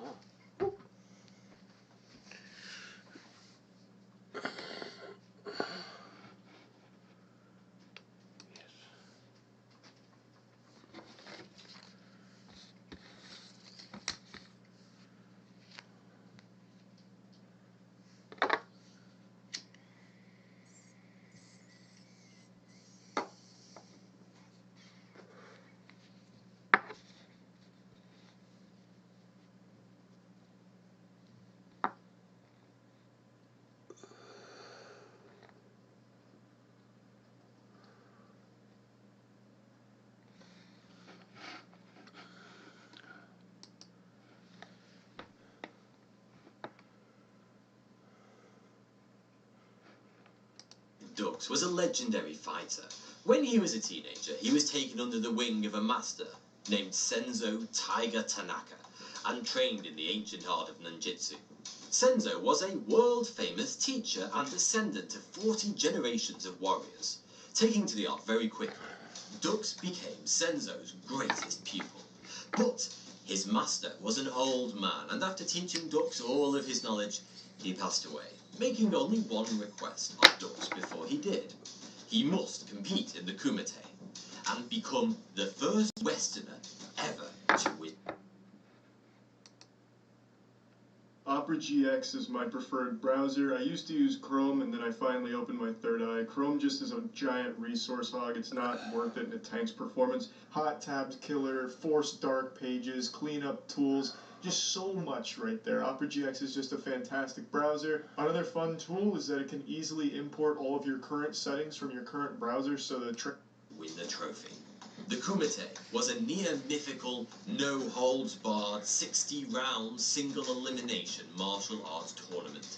It had been heard of, spoken about, but rarely had anyone actually ever seen it. It was supposedly a long-standing tournament where the greatest martial artists from all over the world came and fought to the death. But it was only held once every 5 years, so Dux had to wait. During this time, he entered the Marines and was awarded the Medal of Honor for covert operations he undertook in Southeast Asia. It was during this time that Dux gained black belts in Taekwondo and became a master of knife fighting.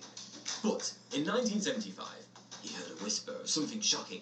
The Kumite had been announced, and his chance to fulfill his late master's dying wish had come true.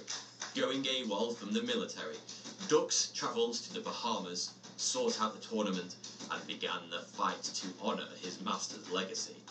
And that he did, because Dux became the first ever Westerner to win the tournament. But not only that, he scored 56 consecutive knockouts, one of which was, incredibly, in 0.12 seconds. Both feats were world records. Because of this incredible performance, Dux was deemed the honour of being the first person to be allowed to publicly speak about the Kumite. After this, Dux returned to the army and began undertaking covert ops, both for the military and the CIA, playing a role in operations in Central America during the 1980s. He also began forming his own martial arts schools, where he could pass on the knowledge he'd learned from his own masters. It was during this time that his incredible story became more widely known, and was even the basis for the Jean-Claude Van Damme movie Bloodsport, for which Dux was hired to be the fight coordinator. The film was a huge box office success and instant cult classic, massively increasing Frank Dux's notoriety, which off the back of he created his own martial arts dojos, and even, bizarrely, being offered $25,000 to kill Steven Seagal, of all people. Through listening to this astonishing man's story, it would be unsurprising if you thought him to be the greatest warrior who ever lived. But all of these events and achievements aren't the most astonishing or even most interesting detail of his life. The most incredible thing about Frank Dux is that it's all complete bullshit. He made it all up. It was all a lie, presumably made up by Dux to build his own reputation and profit from it. A lie believed by so many that it made its way to Hollywood. But the truth is that there's no record of a Senzo Tanaka ever existing. Dux's only military records say that he fell off a truck and never left San Diego. And the one supposed witness to Dux's incredible life story later revealed he had been coached by Dux on what he should verify. Dux was eventually entirely exposed by the Los Angeles Times. The world of martial arts is incredibly dangerous, not just because its central principle is to teach you how to hurt people and protect yourself from harm, but also because there is an ironic catch-22 inherent within most martial arts disciplines. What if the martial art you're learning cannot actually protect you, and your very faith in it exposes you to more danger? With martial arts, having faith that your teachings can actually defend you during a fight can be a matter of life or death. if you believe 1 + 1 = 3, you'll probably struggle with maths and be the victim of ridicule. But if you believe you know how to stop a knife with a self-defense technique, and it proves to fail, you could end up very, very dead. Whereas most incorrect beliefs put you at odds with others, incorrect martial arts beliefs put you straight on track for an arse-kicking or a bed at a morgue. Luckily, the days of martial arts hearsay in which figures like Frank Dux thrived is rapidly becoming a thing of the past. And there is one major reason why: the emergence of MMA. Although MMA, or mixed martial arts in some format, has existed since ancient Greece, in recent decades it has grown hugely in popularity, to the point where fighters like Conor McGregor and Ronda Rousey are household names, and the industry brings in hundreds of millions each year, and its popularity is easy to explain. Whereas boxing or judo will put two practitioners of the same fighting style against one another, MMA pits two fighters of just about any fighting style imaginable against one another. The result is that it has become an incredibly fertile ground for seeing which martial arts work and those that absolutely do not, which in a data-starved field like martial arts is a godsend for being able to assess the real-world effectiveness of each unique discipline. Striking arts such as boxing and kickboxing, and takedown and submission arts such as judo, Brazilian jiu-jitsu, sambo and wrestling have all proven to be extremely effective, with one caveat: they are each most effective against certain foes that use certain styles. A boxer might be able to knock out a master wrestler, but if the wrestler gets him on the ground, the boxer is going to be in big trouble, and vice versa. John Jones and Khabib Nurmagomedov are a testament to this ability to fuse the proven effective styles and dominate their opponents with them. Whilst they each may specialise in a certain discipline, they are both highly skilled at picking the right tools from their toolkit when the moment calls. Thus, MMA has taught the world two revealing aspects of martial arts. The first is that one art is probably not entirely effective on its own. The second is that a fighter must be able to fight at multiple proximities and heights, at distance and up close on their feet, in the clinch, in the takedown, and on the floor. Ignore any one of these areas of discipline and your opponent will not hesitate to take advantage of it. For years, martial artists only fought against practitioners of their own singular discipline, meaning that martial arts were largely designed to provide techniques for attacking and defending against only that very same discipline. This left martial arts with limited avenues for evolution, as they weren't being tested for their actual, real-world versatility, which is like only ever receiving feedback on your cooking from your own family, whereas the rest of the culinary world would probably tear it apart. This meant that when some martial arts made their debut in MMA, they were very quickly dispatched, and their gaping weaknesses torn wide apart. Sumo wrestling, for instance, was met with a quick reality check when Royce Gracie dismantled Akebono Taro. Although an expert sumo wrestler and by far the larger man, Akebono was easily defeated, and Gracie demonstrated how effectively Brazilian Jiu-Jitsu can control a man on the ground and defeat him. This highlights an immediate question: what actually makes a martial art work? Well, the most effective acid test would be this: does it consistently perform against a completely uncooperative, fully resisting, aggressive opponent? If the answer is no, be extremely skeptical about any claims made as to its capabilities. Another concern highlighted by Bruce Lee was whether a martial art actually arms a practitioner with tools and teaches them how and when to use them. Comparing Western boxing to Tai Chi, he said, "A boxer, when they concentrate on their two hands, they forget how amateurish they are, and they do their thing. Whereas those guys out there, referring to Tai Chi, they haven't decided what they're going to use. The minute they contact, they don't know what the hell they're going to use." He expanded on this to describe effective fighting as: if you can move with your tools from any angle, then you can adapt to whatever the object is in front of you.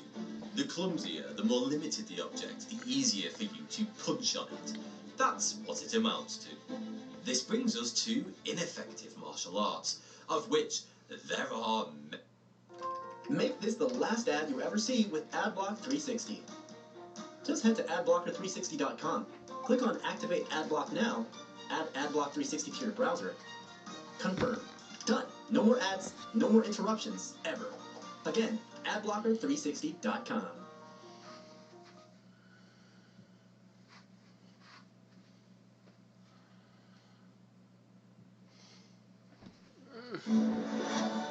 YouTube TV has no hidden fees and includes unlimited DVR space. YouTube TV, try it free. many. Now, whilst these martial arts have a place in the world and are probably fine for developing discipline, character and fitness, as well as being extremely effective when used against practitioners of their own style, they're generally not effective at actual self-defense or attack for that matter. Arts like sumo, Wing Chun, Tai Chi, Capoeira and Kung Fu have all had troubled reputations at proving their effectiveness. And aside from less mystical branches of Kung Fu, most of them have little to no reputation in MMA. One Chinese MMA fighter, Zhu Zidong, was so frustrated with the claims of many of these martial arts, particularly Eastern ones, that he proceeded to challenge the so-called masters. Amongst many victories, he defeated a Kung Fu master with supposed supernatural powers in 20 seconds flat, and a Wing Chun master in 1 minute 48 seconds into the first round, even though the man was 26.5 pounds heavier. Whilst experts in their art, neither was capable of even remotely defending themselves against a capable, fully resisting, aggressive opponent. Sadly for Zhu, the result was the Chinese Communist Party docking his social credit score so much that he couldn't afford basic living or travel costs, and he was publicly harassed, assaulted, and barred from his own gym. This also highlights a key issue that many ineffective martial arts face: poor sparring. Technique is continually practiced against a compliant, non-resisting opponent, meaning that you and the technique itself are woefully ill-equipped for a real-world confrontation. This extends to so-called self-defense martial arts like Krav Maga. Whilst these techniques have been designed by the military to work in combat zones, they also rely on incredibly dangerous attacks such as eye gouging, attacking an opponent in the scrotum, and disarming them with a knife only to stab them with it in the heart. Whilst these may be effective, there is no way for you to properly train such techniques in sparring with a resisting opponent without maiming or killing them. To say nothing of the fact that your sparring partner would always have to be very compliant for you to even pull off these maneuvers at non-dangerous speeds. These martial arts also beg the question: what's the actual point of defending yourself if you end up landing yourself in prison on manslaughter or GBH charges? What's effective in a life or death battlefield scenario isn't very necessary for everyday life. In 99% of scenarios, simply having the fitness and motivation to run away would probably be far more effective and intelligent. Another point worth mentioning is that there is a lot more to fighting itself than just knowing techniques. Your courage, physical size, fitness, and experience have far more bearing on the actual result of the confrontation than the knowledge of technique.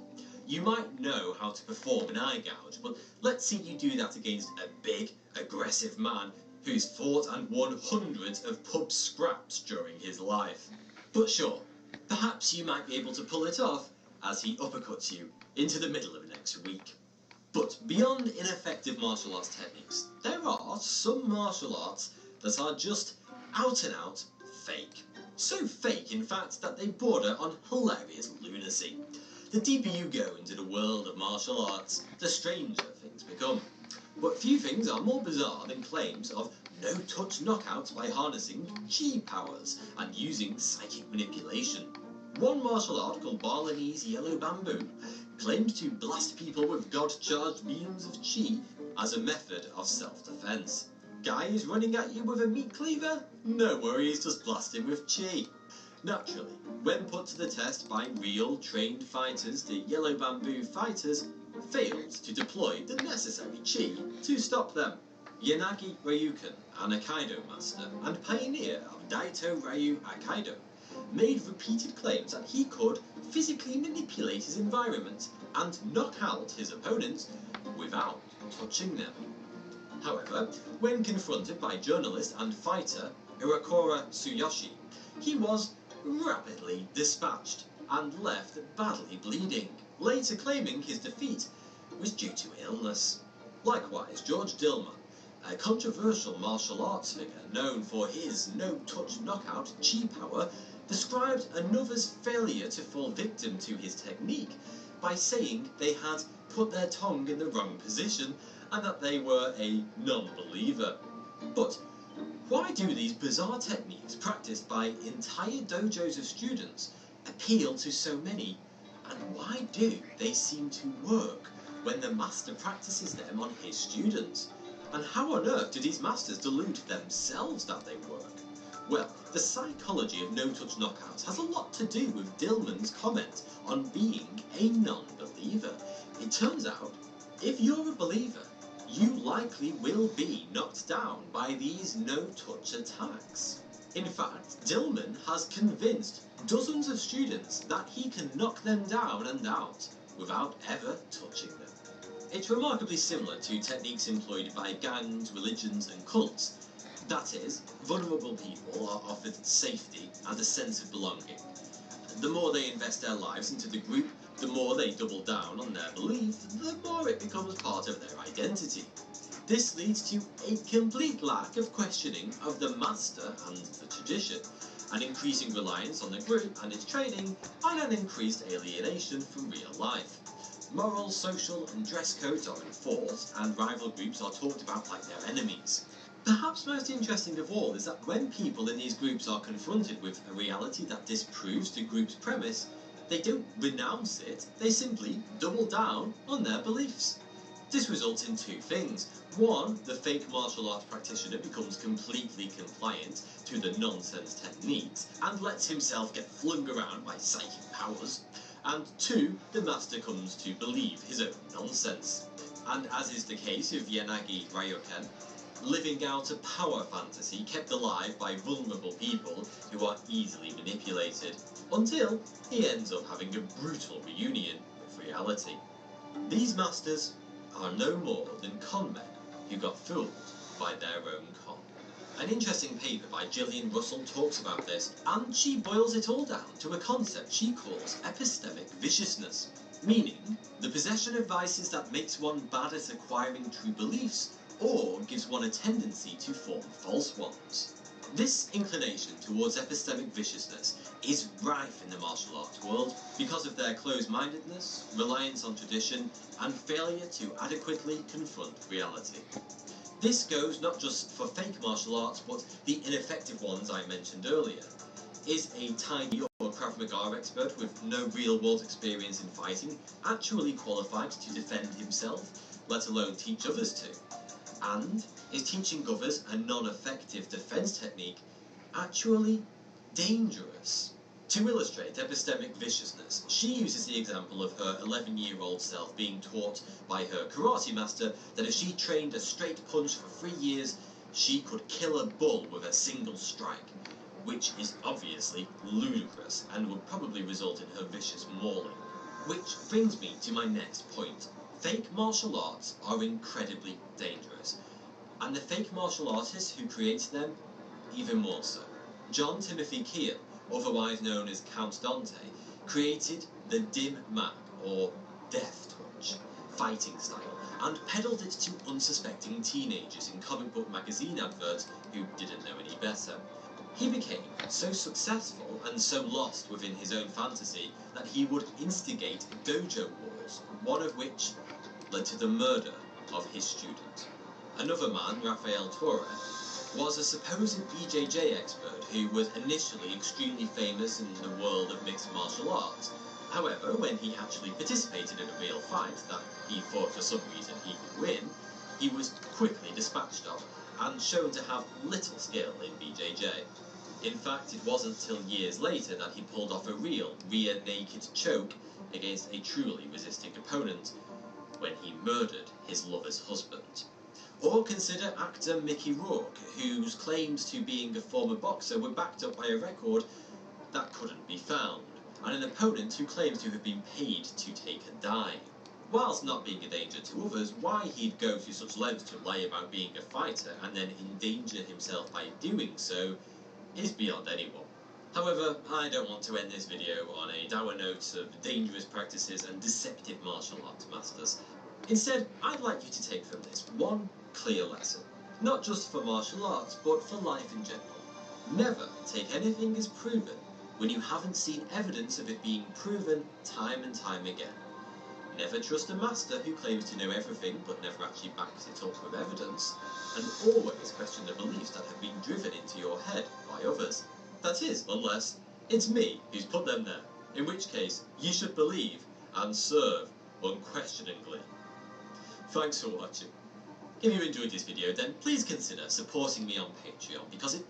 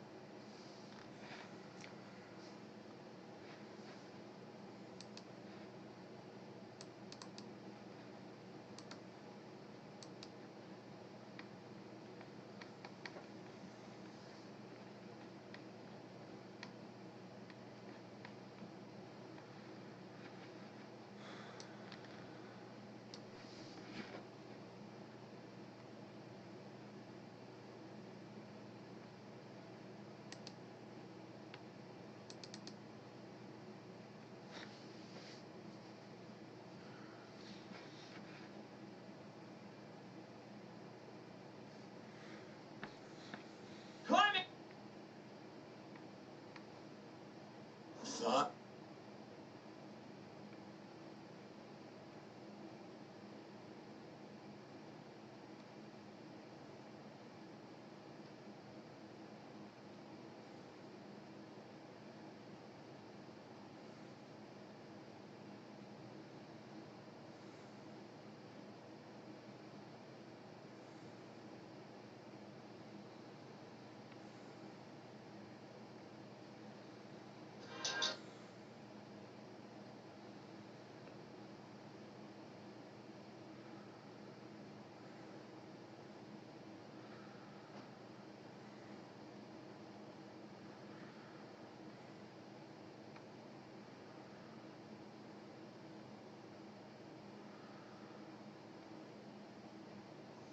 Hey everybody, Economic Ninja.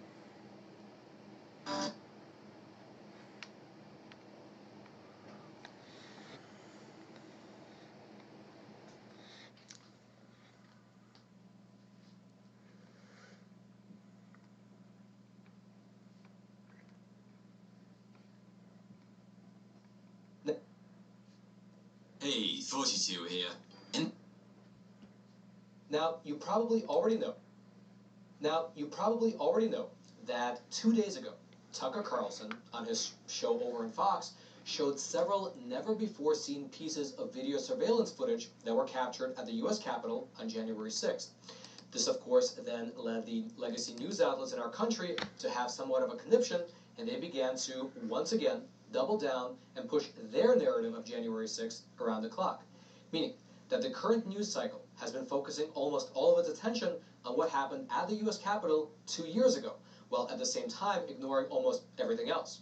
Such as, for instance, the fact that just 2 days ago, about 200 left-wing extremists quite literally firebombed a police training facility over in Georgia in a form of domestic terrorism. However, let me back up for a quick moment and set the stage for you properly so the context of how this all came to be becomes crystal clear. And I hope that if you appreciate content like this, you do take a quick moment to smash those like and subscribe buttons so the YouTube algorithm will be quite literally forced to share this video out to ever more people.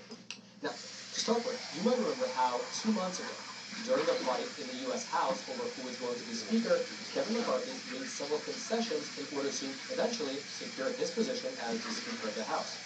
And even though this wasn't on the official list of concessions, shortly after he became Speaker, Kevin McCarthy handed over about 41,000 hours worth of surveillance footage that came out of the Capitol on January 6th of 2021. And he handed this footage exclusively to Tucker Carlson and his team. Then, after Tucker's producers spent several weeks combing through that footage, Tucker aired a segment on his program, which showed several never-before-seen camera angles, which really did call into question the official mainstream media characterization of several different people, including, of course, the infamous shaman with the fur hat, whose real name, by the way, is Mr. Jacob Chansley. He is, just for your reference, currently serving a 41-month-long prison sentence. However, I imagine that his lawyers are right now chomping at the bit in order to appeal his case as quickly as possible. That's because the footage that Tucker presented on his program, footage, by the way, that the government never gave to Jacob's lawyers, it shows the shaman being essentially escorted through the hallways by the Capitol Police themselves, who then opened the doors to the Senate chamber so that he can go in and take those infamous photos that were then plastered all over every single news channel in the country for the last 2 years. Here's a short excerpt from the Tucker Carlson expose that aired, again, just 2 short days ago. Dangerous conspiracy theorist dressed in outlandish costume who led the violent insurrection to overthrow American democracy. For these crimes, Chansley was sentenced to nearly 4 years in prison, far more time than many violent criminals now receive. What did Jacob Chansley do to receive this punishment? To this day, there is dispute over how Chansley got into the Capitol building. But according to our review of the internal surveillance video, it is very clear what happened once he got inside. Virtually every moment of his time inside the Capitol was caught on tape. The tapes show that Capitol Police never stopped Jacob Chansley. They helped him. They acted as his tour guides. Here's video of Chansley in the Senate chamber. Capitol Police officers take him to multiple entrances and even try to open locked doors for him. We counted at least 9 officers who were within touching distance of unarmed Jacob Chansley. Not one of them even tried to slow him down.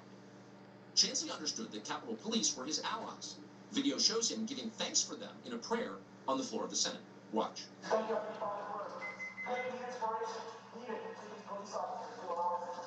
Now, imagine for a quick moment that you are Mr. Jacob Chansley. You were recently sentenced to a 41-month prison sentence, which is about 4 years behind bars. And during your trial, you were not given access to this exculpatory evidence. You might have told the jury during the trial that, hey, the police officers just let me walk around, and they even opened the door for me so I can walk in. But since the judge refused the footage from being shown, what jury would actually believe you? And indeed, soon after Tucker Carlson began to show these videos to the public on his primetime show, more and more of these January 6 prisoners, who are still awaiting trial, are now asking the court to delay their trials so that their lawyers can review this new treasure trove of surveillance footage. As an example, the lawyer for Mr. Shane Jenkins, who is currently awaiting trial for physical violence in the Capitol as well as disorderly conduct, he wrote this in a motion to the court. Quote, Mr. Jenkins requests that his trial currently set to begin on March 21st, 2023 be moved so defense counsel can review the additional discovery. Video evidence depicting Mr. Jenkins would constitute both exculpatory and material evidence which would require disclosure from the government. Due to the large amount of video being released, and because Mr. Jenkins is currently incarcerated, we request additional time to review the information and prepare for trial. Now, there are 2 things that are really worth highlighting here.